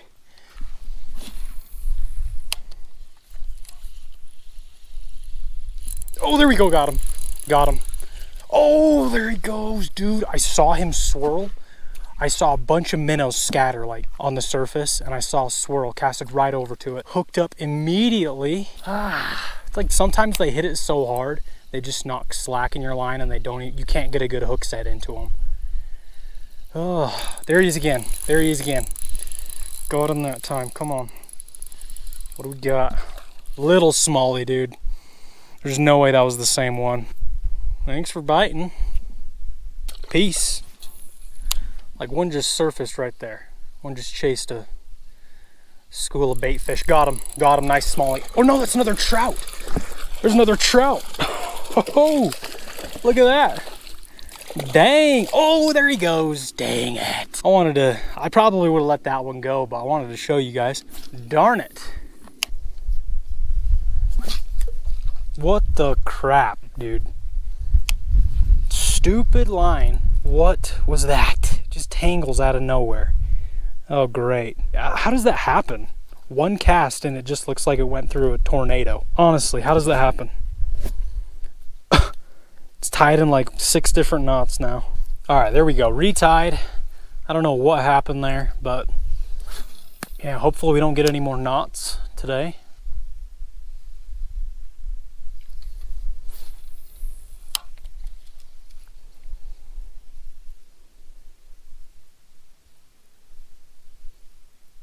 Got him. There we go. There we go. Ooh, big trout. Big trout. Yep, big trout. Stay pinned, don't come off. This is gonna be fun getting this guy with no net. Dude, this is a good fish. This is a big old rainbow. Holy cow. This is what I'm talking about. All right, he's tired, Nope, he's not. Golly, this is a good fish. This is bigger than the one that we kept for sure. There we go. Got him. Look at that stud. That is a fat old rainbow on the Rapala, baby. We're just gonna let this guy go, but that is an awesome catch. Look at that sucker. That's probably about 1.5 pound fish. They do get bigger, but that's a nice one. Fought super hard too. That is a lot of fun. There he goes. Heck yeah, awesome release, good job. Oh, there we go, hooked up. Got him, little guy. Really little guy, might be another, oh, it's another giant, dude, look at that. It's another giant green sunfish. That is crazy. We're keeping this guy too. The limit for these guys is like, you can keep a lot of them. You need probably at least a dozen of these to make a halfway decent meal. Give them a little, all right guys, no more fish, but I might make a few more casts later this evening when we're done cooking. But for now, we got our stringer of fish, a couple sunfish, a big old rainbow, and then a big old smallmouth. Not a bad haul for just 1.5 hours of fishing. We're gonna fillet these guys up, find a nice little spot, and get to cooking up some sandwiches, and then we might do a little more fishing. All right, time to do some filleting. Got our pile of fish right there. We're gonna start with the smallmouth. Go down right there.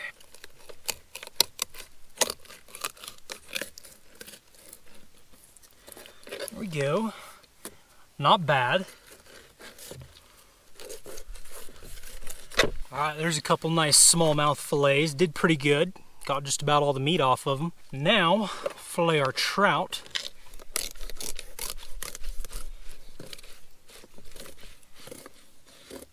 Oh yeah. Nice, look at that. Salmon, baby. All right, now for this green sunfish.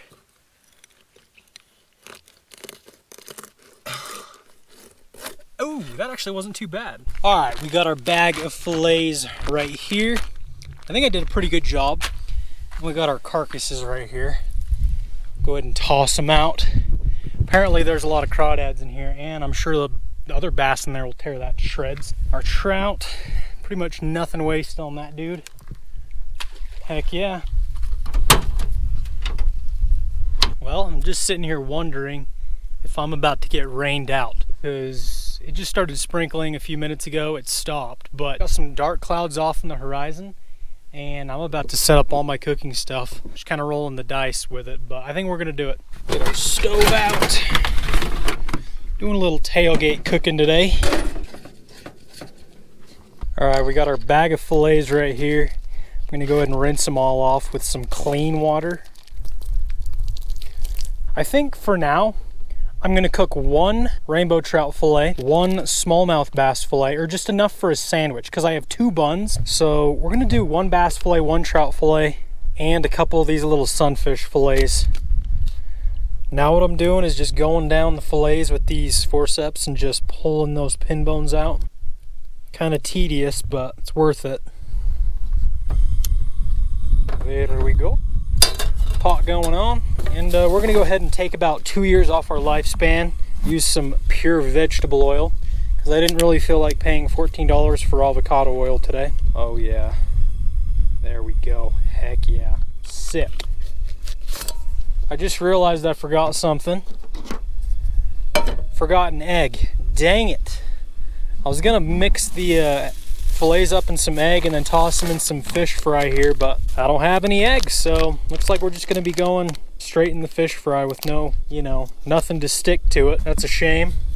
We've got some Louisiana seasoned fish fry, one of my favorites. Toss in about half the bag or so. Just go ahead and toss our fillets in. Here's a little green sunfish fillet. Not nearly enough breading is going to stick to them. Go ahead and set our little green sunfish in. That's kind of a sad breading job, but it's going to have to work. There she goes. Probably doesn't help that I patted them completely dry too. Another one. Bam. The bass and trout. I'll probably cut them in half because these buns are pretty small, Probably going to have to cut the fillets in half. Just like that. Toss a piece of smallmouth on there. Oh wow, dude. This is kind of sad. There's like no breading on there. Shouldn't have forgot the egg. Just toss her in there. It'll still be good. I just might have to season the fillets when they're done.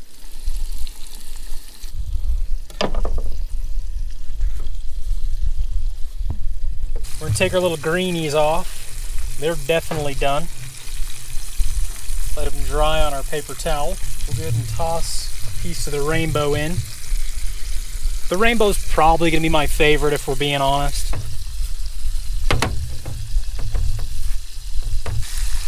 Look at that. Hardly any breading. It's kind of sad.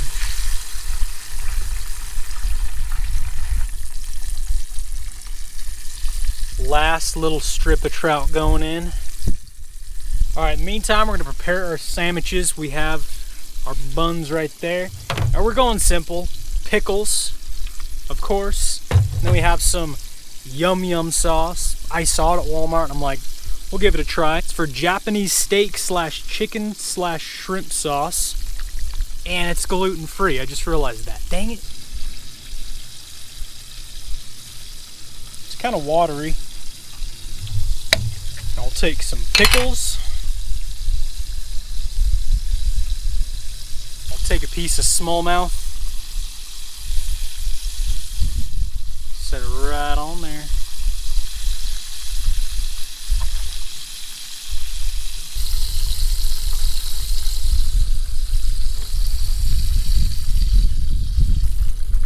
Now our rainbow trout. Honestly, just one little fillet like that would cover pretty. I'll just put this extra little piece right on top. Sweet. And there we go, finished product. We have our little green sunfish and another rainbow trout fillet right there. And then we have rainbow trout sandwich, smallmouth bass sandwich. First time ever making a sandwich out of a bass. All right. That sauce is really good. I honestly think it needs a little more. Oh yeah. That was good. Now let's try this rainbow trout sandwich. We'll see what I like better. Ooh. Look at that, dude. Got that flaky pink meat in there.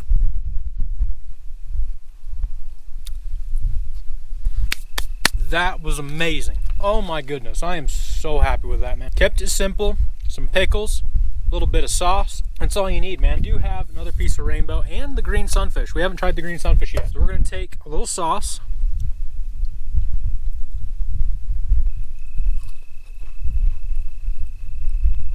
I've only had green sunfish like 2 other times. I can't even remember another time I've had them, but I'm just assuming that over the years I've had green sunfish before. It's kind of like, it's just kind of there. Looks just like a perch, but perch tastes way better. It's just kind of like, bland fish. Definitely not a bad fish. You just need about 50 of them to make a good meal. All right, before we wrap this video up, we got a little bit of daylight left. Hoping to end it off with a big old smallmouth or a trout.